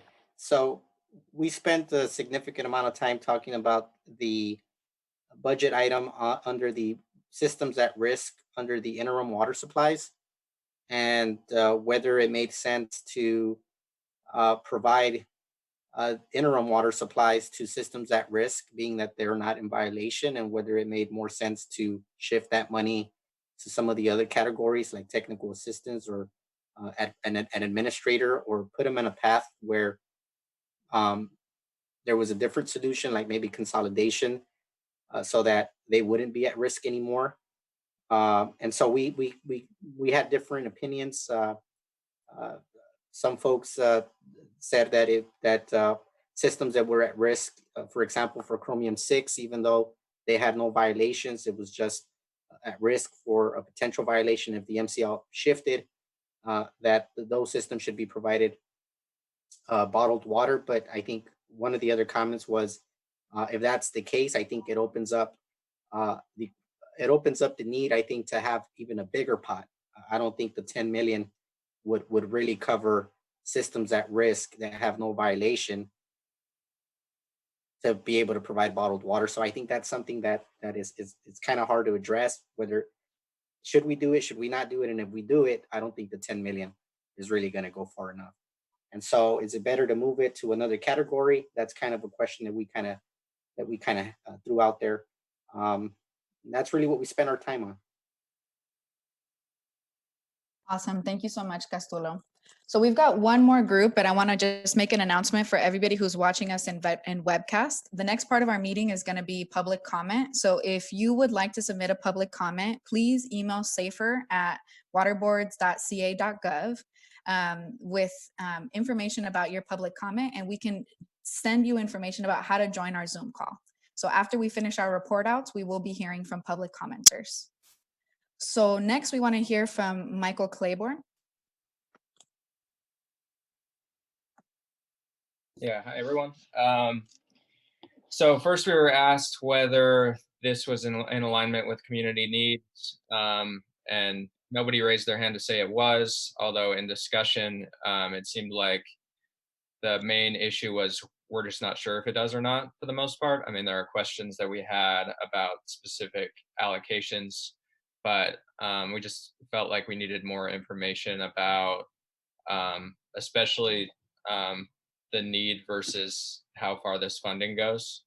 And that brought us into a question on whether these allocations or distribution were based on the numbers we looked at in the spreadsheet and what those total numbers were, or whether it was more of a policy choice on allocating a certain amount to each category. It seemed like the answer was it's kind of a hybrid. It's looking at the numbers and the need, and then also making policy choices about things like how much we allocate to interim, which was already mentioned. Then in terms of whether there should be more or less funding for different categories, there were a few comments. The first was on this tension between interim and long-term solutions. We didn't really resolve that, but we discussed what has been brought up a couple times before, which is if you put more money into interim, then you have less for long-term. But we also acknowledge that when looking at this spreadsheet, there's more need than what is even allocated for interim. So interim supplies are really expensive. We want to get we want to stretch that as far as we can. And we also discussed whether utilizing point of use and or filling stations in some cases, if it works for communities, may make those funds stretch farther and serve more than 18,000 households. And then there was a comment on whether the administrator allocation was a little high for the first year, given we don't know how well this is going to work. There was a concern that starting right off the bat with 30 administrators might be too many for the first year. Then there was a comment about homelessness for the pilots. There's 2.2 million, I think, allocated to pilots. And it mentions, if I recall correctly, affordability, but doesn't mention homelessness. Not sure if that needs to go up or if it just needs to incorporate homelessness. And then there was a comment, glad to see the $3 million for workforce development. There's no specific category for community engagement, and it kind of falls in technical assistance and planning, but it'd be good to understand how much is actually being allocated to that activity. Did I miss anything?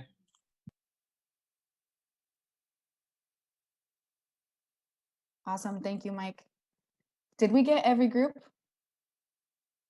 Is there a group that has not yet reported? I think we have. Is there anyone who has any additional comments that you'd like to share that weren't captured before we move on to public comment?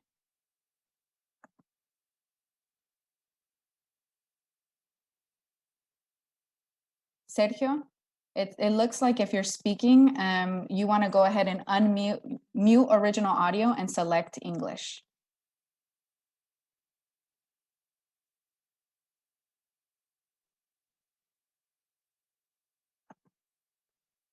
I'm not sure. Yes, we can hear you. Thanks. Still catching up with technology. So basically, I think that this is definitely to the best of the information that is available that has been provided to us. I think that the only word of caution that I would like to share is that as projects start to begin to come into applying, I think there gotta be a level of flexibility or some kind of a level of kind of like a living document per se, because you won't know until definitely people start to apply to this funding if a category is actually coming short based on the demands. So yeah, this is a starting point, but I just want to make sure that everyone understands that this might fluctuate depending on the demands and the priorities that are pressing needs in the community, especially in the cases where emergencies are a big plus. Excellent. Great point, Sergio. All right. So just as a quick recap, some of the discussions that we've had today. So we've provided feedback about the draft budget for the fund expenditure plan. All of the comments that you shared today in our large group as well as in your small group discussions have been captured in notes and will be shared with State Water Board members next week on Tuesday. And there's also going to be an additional opportunity for you to review the fund expenditure plan once it gets released and continue to provide your comments and feedback. Now we're going to be transitioning our meeting to our public comment. There's a number of members of the public who are waiting in the lobby. And so I'm going to pass the mic to Amanda, and we're going to go ahead and begin hearing from members of the public. Hey, thank you, Adriana, and thank you everyone for those breakout sessions. And sorry for some of the technical difficulties in them. The public comment session is limited to public comments for this advisory group meeting only, and the agenda items on today's agenda. Comments on other safer topics such as the safer program, water issues regarding specific communities, other things, those can be heard at the State Water Board meeting and workshop on May 5th. And then also later today at our safer question and answer session that starts at 2 p.m. that will be broadcast on Cali PA's website in English and Spanish. And if you want to submit questions and comments for that, you would do so similarly to the way that you would today for your comments. So just to let you know, we have about, it looks like we have about 6 commenters that are ready. So we will limit each person to 3 minutes. And if each person takes an entire 3 minutes, we should be able to get through this. Okay, remember that this is a comment session. It's being recorded and will be no water board staff or advisory group members will be responding to the comments at this time. Okay, I'm going to start now with Jonathan Nelson from Community Water Center.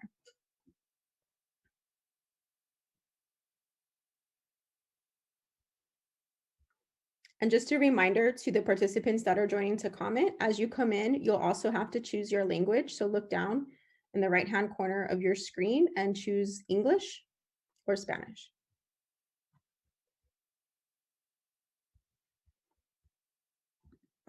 Hi, can you hear me? Yes. Yes.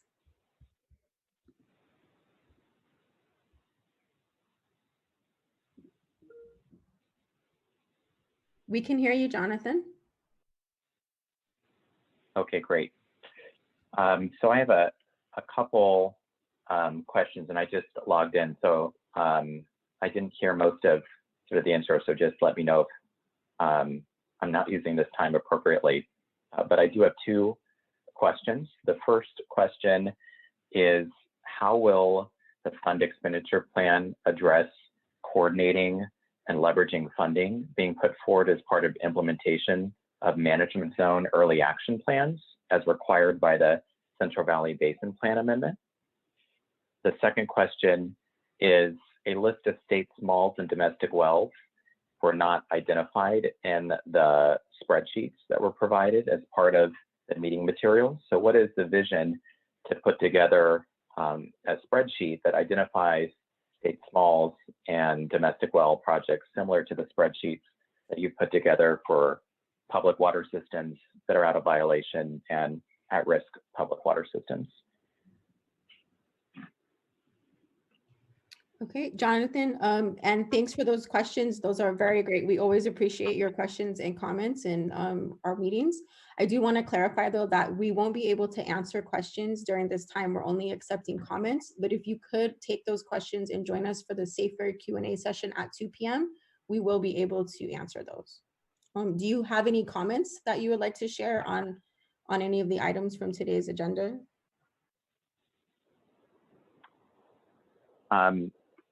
No, well, I think I could turn both of those questions into comments.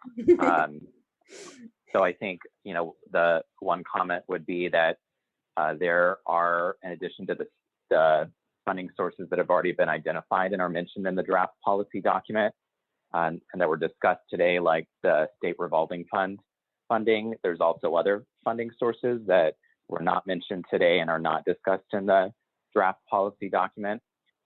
Like funding that's going to be provided as part of the implementation of the Central Valley Basin Plan Amendment. It would be good to understand how the board intends to coordinate and leverage the SAFER program funding with those sources of funding.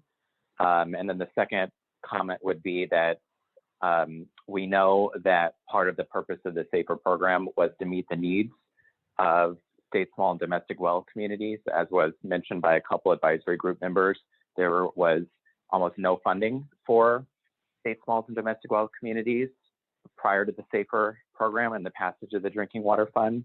So how does the board intend to develop a list of projects to meet the needs of those communities, including identifying the list like you've identified a potential list with public water systems? Thanks. Great. Thank you so much, Jonathan. And we do hope to see you on the call later today. Next up, we would like to have Jonathan Young from California Municipal Utilities Association join us for his comment.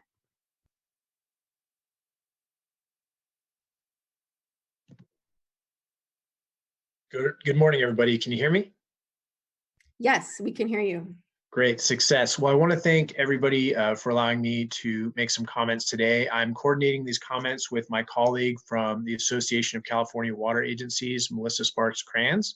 And we do want to thank everybody for allowing us to touch on some of the stuff you guys discussed today. First and foremost, we do appreciate all the work that staff has done in putting together these spreadsheets and these documents to kind of give us an idea of this proposed fund expenditure plan that we'll be considering later on this year. We do feel like, this was a first look at it, and we will need more time to review the fund expenditure plan and to offer more substantive comments. We do also want to say that Aqua and CMUA members have been working very closely together kind of to come up with their own solutions and recommendations to this process. And we do think that while we understand this is all interim and proposed and theoretical, that when it comes down to actually finalizing the fund expenditure plan, we really hope that a lot of the data for these systems and state, smalls, and domestic wells is not theoretical, but instead is done through some ground truthing and a really good understanding of how much all this stuff is going to cost and how we can get to long-term solutions for a lot of these systems and people that are lacking clean and safe drinking water. We do look forward to continuing with the engaging with the board on this issue, and I do appreciate your time. Thank you again for the opportunity to provide public comments.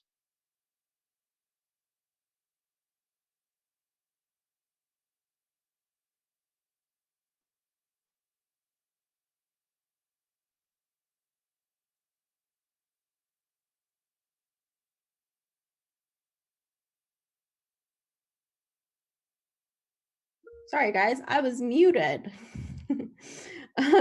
Next up, we have Stacy Taylor, who's representing the Mesa Water District.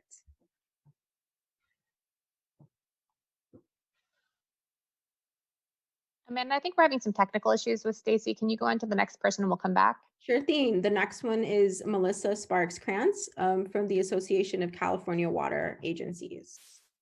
So Melissa? Hi, can you hear me? Yes, we can hear you. Okay, great. Thank you so much for the opportunity to provide comments. Again, this is Melissa Sparks-Kranz with the Association of California Water Agencies.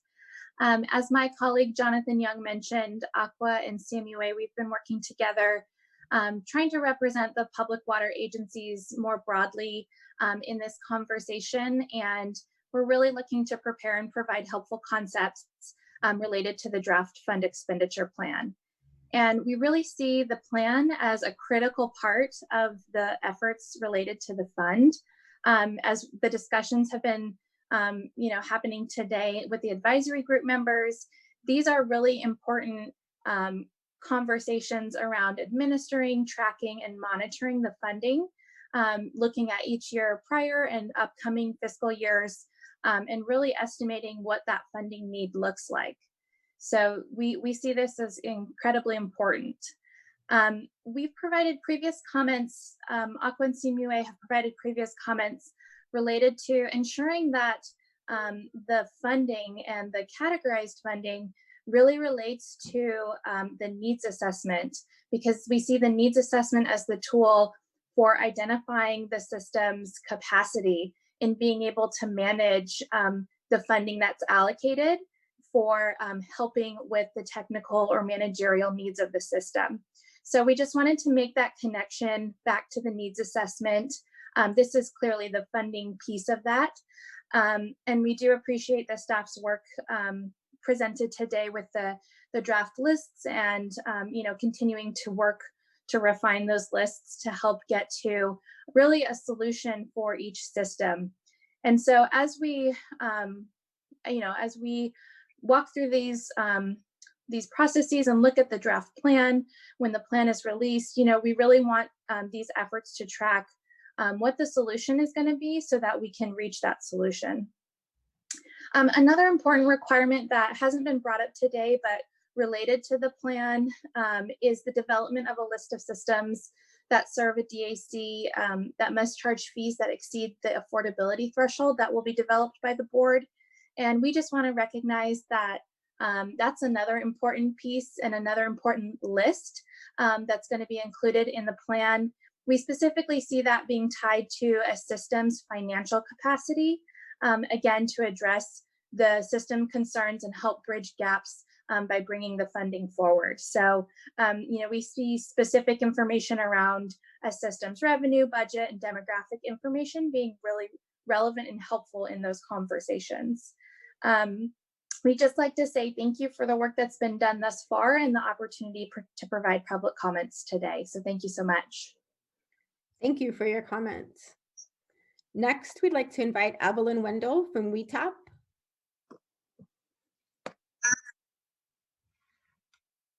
Oh, Evelyn, it looks like we can't hear you.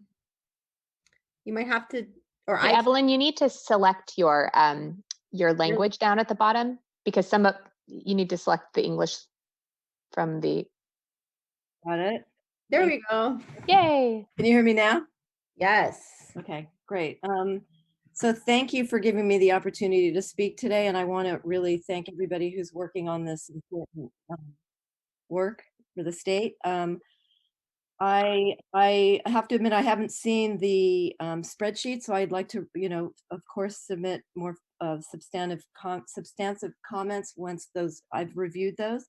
I'm chairing the Safe to Drink portal for the California Water Monitoring Council working group, and I want to suggest that there's an opportunity to collaborate with Safe to Drink and the Safer portal to discuss our public drinking water statewide and give it context and narrative, because they're dealing with what our overall drinking water needs is a very complex issue, as everybody knows. And I hope that communication is listed in the needs assessment in a very robust and forward-thinking manner, because we have a lot of opportunities now, and I hope we can kind of cross-collaborate this. So I will write something more formal and submit that later. I also wanted to bring up the idea that bottled water might not be the only solution to providing drinking water to people who do not have drinking water. I don't know if trucks have been thought of as an option of providing drinking water, because as we all know now, bottled water has microplastics in it, and that is a very serious health risk that maybe trucking water could solve. So I just hope that is something that's that conversation comes up. So basically, I would just want to reiterate that sharing information about drinking water needs can become more friendly and more user friendly. I listened to one of Russ Bryden's presentations, and he shared that communicating with the public was a big challenge for him. So there's a lot to talk about. Thank you for my opportunity to speak for a few minutes today. Thank you. Thank you for that. Next, we have Crystal. We have Crystal Gonzalez from Clean Water Action.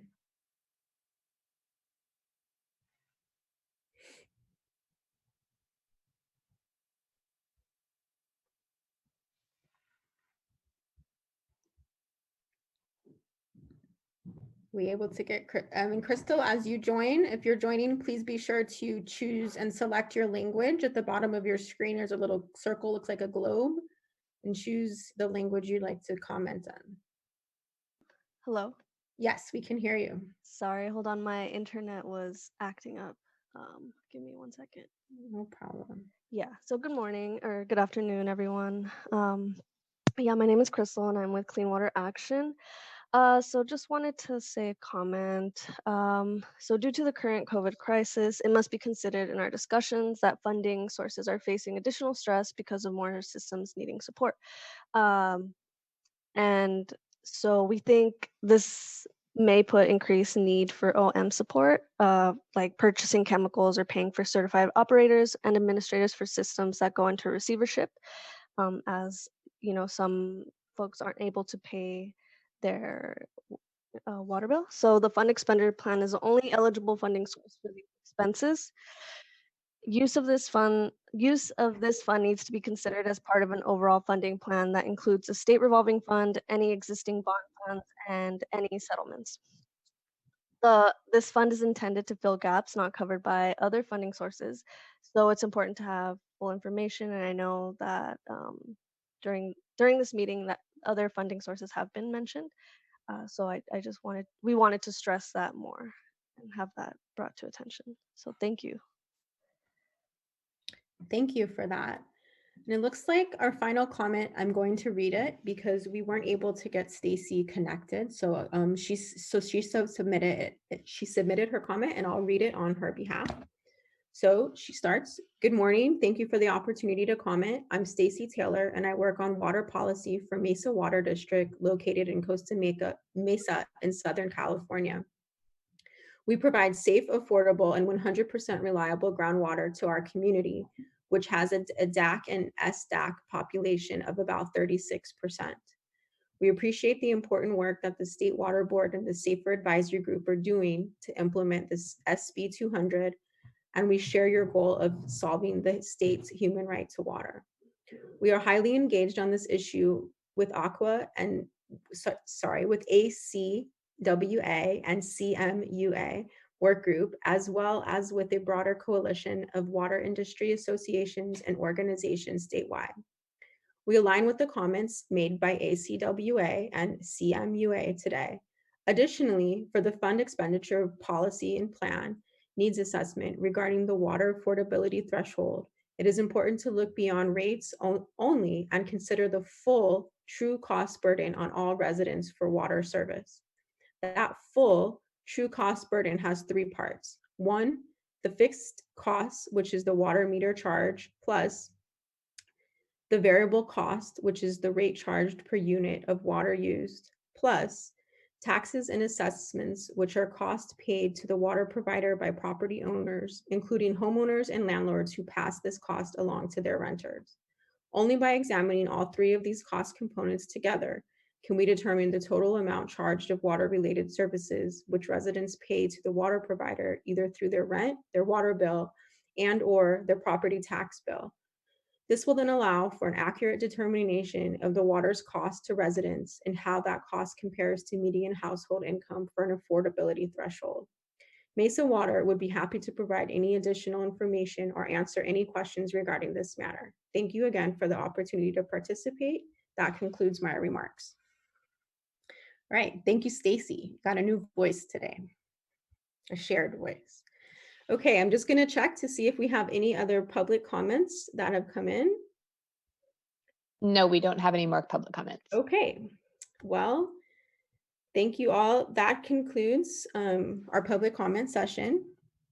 So thank you all so much for your helpful feedback and active participation today. We're approaching the close of our meeting. And Adriana is just gonna recap some next steps with you before we close out. Awesome. Thank you so much, Amanda. And thank you so much for everyone's participation. If we want to go ahead and go on to the next slide, we're just going to recap some next steps for our group and some other key opportunities for us to keep this conversation going. So as a quick reminder, the next time that this group is going to be meeting is ideally in June. We will have more information about the purpose of that meeting and what our goals for that meeting will be in the next couple of weeks, but we just wanted to flag this for your calendars. Between now and next week, or let me recap, or let me take a step back.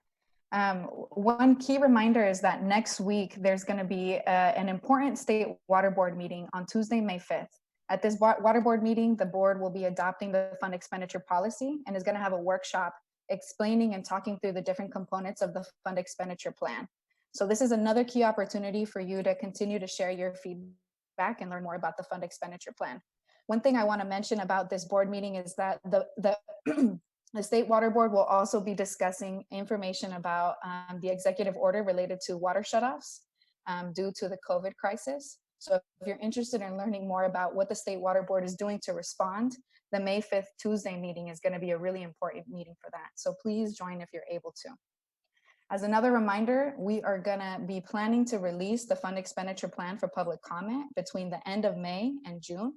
So keep a lookout for that so that you'll be able to review the plan and provide your comments.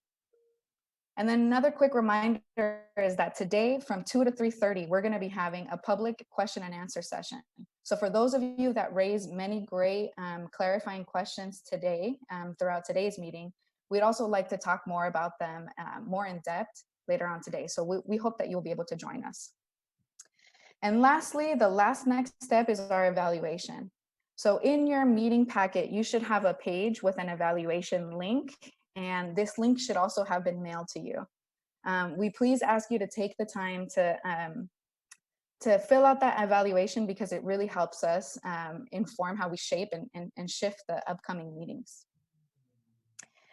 Really briefly, I just wanted to take another opportunity to thank all staff, including staff from the Office of Public Participation, State Water Board staff, from the Division of Financial Assistance, from the Division of Drinking Water, our State Water Board members, Board Member Firestone and Board Chair Joaquin Esquivel, for putting all their work to make this meeting possible. And I also want to give a special thank you to all advisory group members and members of the public for joining and participating today and for helping us guide this program in the right direction. I know that there's many technical challenges and we're all sort of getting up to speed on what it looks like to be engaging in this way. And we're wishing that you and your families are staying safe and healthy during this time. So now I'm going to pass the mic to Amanda to ground and close our meeting. All right, thank you, Adriana. So advisory group members, get ready because we're going to ask you just to unmute yourselves in a second. So now I just want to, again, just reiterate the gratitude and thanks for everyone and patience that you had with us today. And I'm inviting everyone that's on this call and the folks that are joining on Cali PA2 just to actually look away from your screens for a second because we've been staring at them for the past few hours. So if you can look away, do. If not, just look away in your mind's eye because you might have to do some commands to mute yourself. But as you're looking away, giving your eyes and brain a break from the screen, we just wanted to ask our advisory group members to reflect on the meeting and to unmute yourself for 1 second. I'll call your name. And I just want to, we just want to know how you're feeling about this meeting today. So give a quick statement about how you're feeling about your participation. And then we'll wrap up with that. So I'm going to go down. I'm going to start with Elena.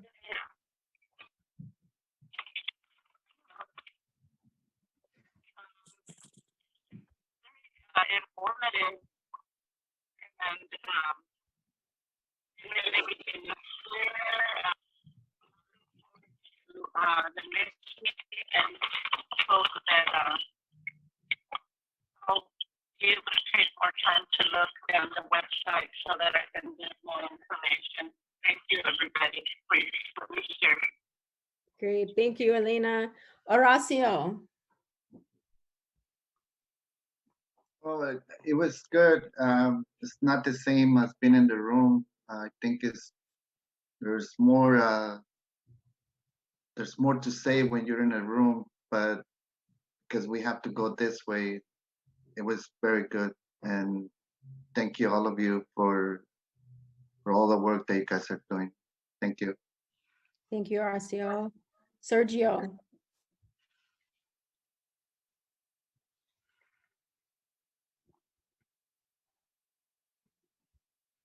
In this proactive approach, even though in the middle of these,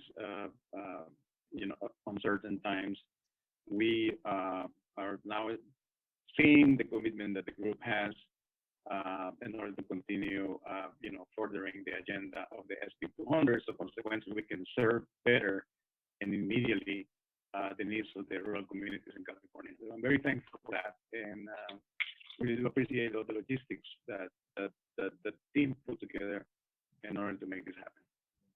Thank you. Thank you. Michael. Yeah, I'm feeling pretty good about how this meeting went. Oh, I'm getting an echo. Hopefully y'all can hear me. Appreciate all the work that staff put in. There was clearly a lot of work behind the scenes to make this work. I thought the facilitation was good. I appreciated that y'all came with specific questions and areas that you wanted feedback for. Anyway, just thank you for all the work that went into this. I appreciate it. Thanks. David.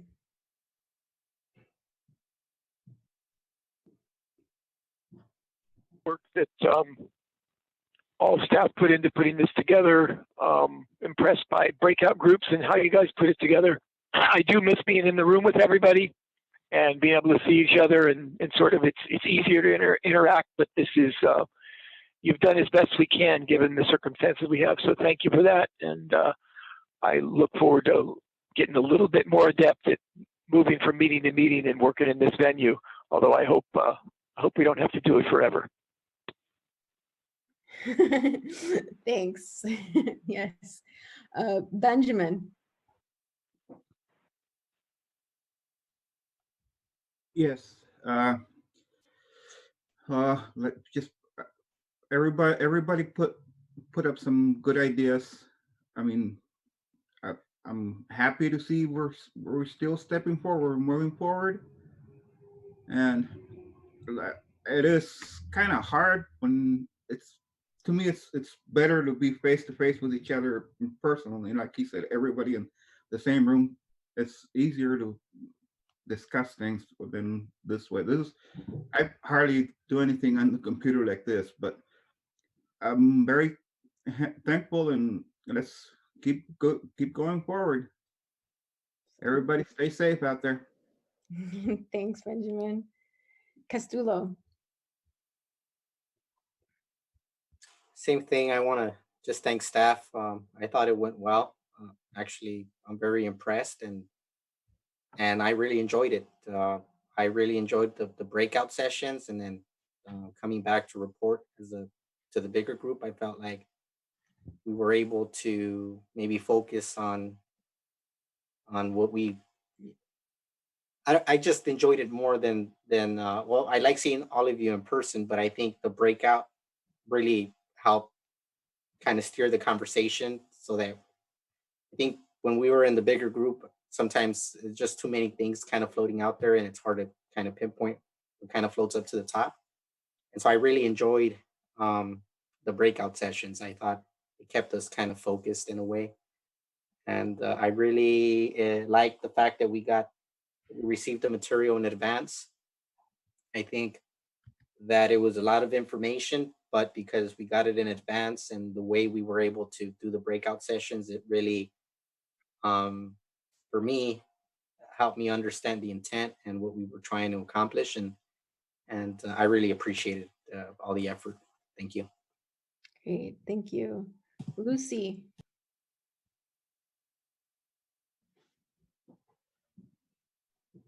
Okay. Well, thank you so much. I really enjoy everything. This is new for me. It's my first time that I do this on video, but I'm very grateful to be part of this SAFER group, because we get to work together with the decision makers, and let's keep moving forward. I enjoy hearing everybody's comments and solutions to be able to come into a good long-term solution for everybody. And I really want to thank the staff and the State Water Board for all their efforts to be able to have these meetings, continue looking to the better future for everybody. Thank you. Great, thank you. Dawn James?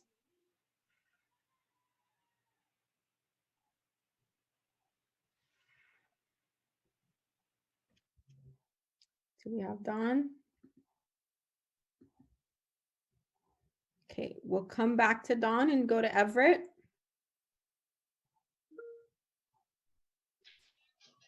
Yeah, I just wanted to say thanks to everyone that put in all the work to get all these numbers and stuff. That had to take some hours.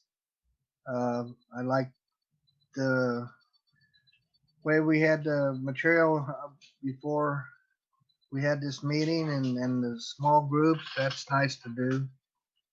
So anyway, it's a good start, and it's going to be a long-winded affair, but we'll get it done sooner or later. Thank you. Thank you. Maria?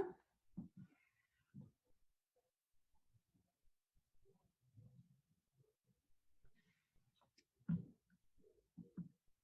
we still have Maria? Hey, Maria, I think you need to select your language again. Down at the bottom of the screen where it says interpretation, there's like a little globe there. Do you see that? Okay. Well, why don't you keep talking? I think some of us can hear you and probably some of us can't. You have to select English and then mute original audio. I can hear you, but I don't think everyone can hear you.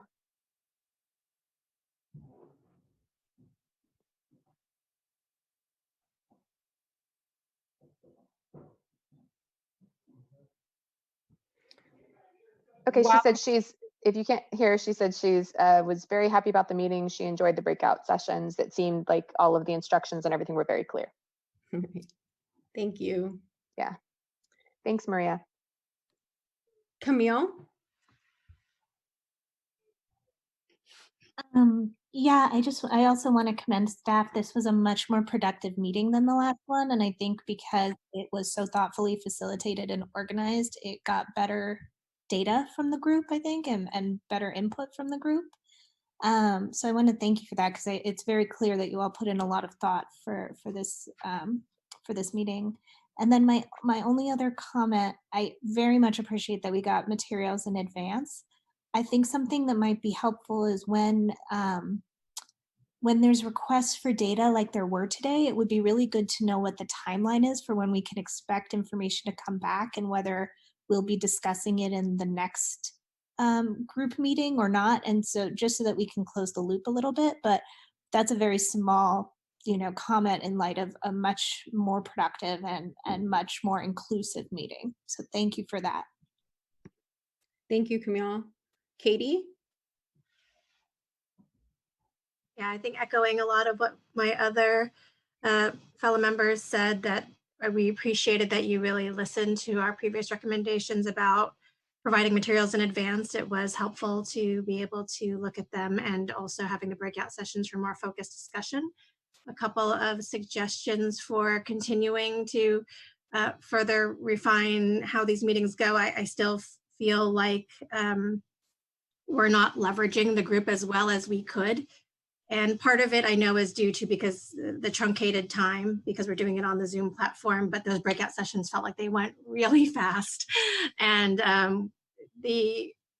although you gave us some orientation to the tables at the beginning, I felt like we were still in that clarifying question mode when we were in the breakout session. So it kind of reduced the amount of time to actually discuss the meat of it. One suggestion could be because the questions were very broad. So trying to tackle everything was a little bit of a challenge. If you're having multiple breakout groups, perhaps some groups could get one focused question and another group can get a separate focused question, and we can still hear each other's opinions. But I think the more focused the question, the easier it is for us as advisory members to really dig into it, because I think a lot of this comes down to the nuance of how you implement and how you make decisions. And our broad suggestions and give you a sense of where we're headed, but I don't know how useful it is in the decision-making process for you. So those are my overall observations, but I very much appreciated the efforts and the progress made in how these meetings are facilitated. Thank you. Thank you. Nicholas?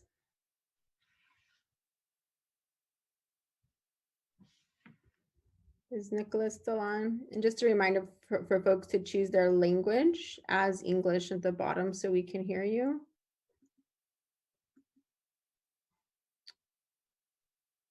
If we can't get Nicholas. Sorry, I hope you can hear me now. I just did that again. I didn't realize I had to do it every time. Yeah, every time. It'll be a lesson for next time. Yes, we can hear you now. I just wanted to echo a lot of the comments about how much effort was put forth by the various staff members. I know this is a big lift for you guys, and you know we still were able to get all of our comments heard and all of our things out in the public, and I just really appreciate all that. And I just want to say that you know we want to be able to do this the best way possible. So you know, thank you for putting all that forward. Great, thank you. Jesse? Hello. Yeah, this definitely this meeting exhibited a huge amount of planning, and I commend staff for that. I also want to applaud folks like Maria and Benjamin and Lucy who don't do this every day for successfully logging on and participating. This is not easy. I personally have had a lot of practice lately, but but I know not everybody does. I would reinforce what Katie said. I think that you know, maybe it was that I could have prepared better, but I did feel like we were still barely wrapping our heads around what we were looking at, and the breakout groups were already over. So I would have appreciated twice as much time in those. But otherwise, I think the meeting went really, really well. Great, thank you. Isabel?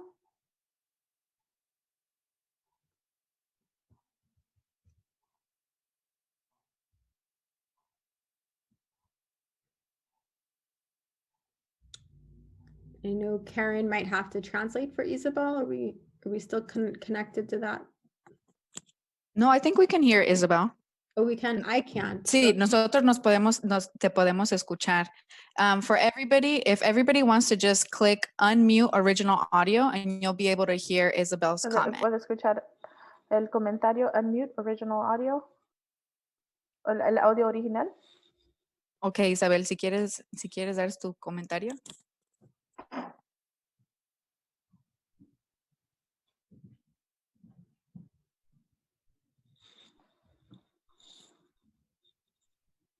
Permítame.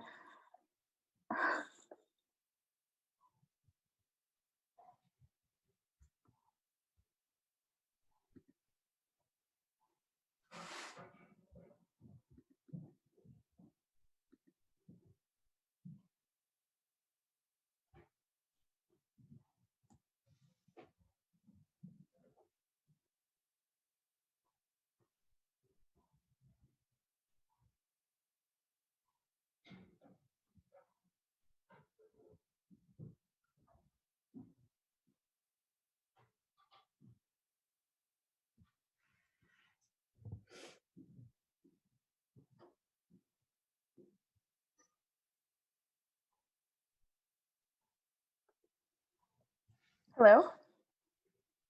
Yes. Can you hear me? Okay, sorry. So what she said was that she didn't participate to the extent that she wanted to because this is something very new to her. Hello? Yes. That this is something very new to her, and that Isabel, sí te escuchamos y ahorita Karen te está traduciendo tu comentario. she didn't participate to the extent that she wanted to, and she knows that this is a challenge because of what we're going through with COVID-19, but she was still listening and trying to digest the information and trying to participate as much as possible for her. Thank you. Dawn? Yes, hi. I would echo many of the other comments I've heard. Definitely getting the materials ahead of time was really helpful for me. I spent quite a bit of time looking through them. Of course, they brought up more questions, but that's good. I'm excited to be at this part in the process where there is data and where we're getting closer to, you know, having some decisions and real solutions in place. So that's very exciting for me. And I thought it went really well. Thank you very much. All right, thank you. Elena, did you want to share? Did you share before? Just want to make sure that I think you shared you were the very first to share. Okay, well, thank you everyone. And really just a really big round of applause to everyone because this was challenging, not just organizing it, but it was challenging participating in it as well. Getting materials mailed to you, emailed to you, trying to unmute which language are we speaking, why do they have those flags chosen for the languages and not other ones. So there's a lot of learning curve, but I'm really happy that we did this all together today. So I do feel like this is a moment of success for all of us because we got through it. We were able to listen to you, capture a lot of great things, and still meet our goals for the day, despite all the barriers and obstacles. So I'm personally feeling really inspired right now. And I just wanted to ask everyone at this moment if we can all unmute ourselves at the same time. Everyone just go and unmute yourself. And we're going to try this. I might get an echo. Make it an echo. Right, but that's okay. Because we're actually going to do a chant. So it's okay if we get an echo.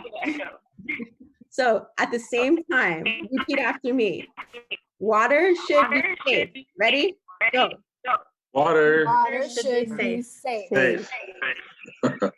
Water will be safe. Water will be safe. Water will be safe. Adriana? El agua debería ser sana. Agua tiene que ser sana. El agua será sana. El agua será sana. All right. Thank you all. Thank you, everyone. Thanks, everybody. Thanks, everybody.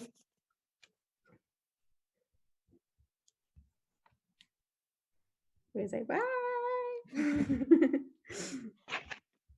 Round of applause for everyone. Thank you. Okay, well, hopefully we'll see you on at 2. It's optional. If not, we'll be in touch soon offline. Thank you, everyone. Thank you, everyone.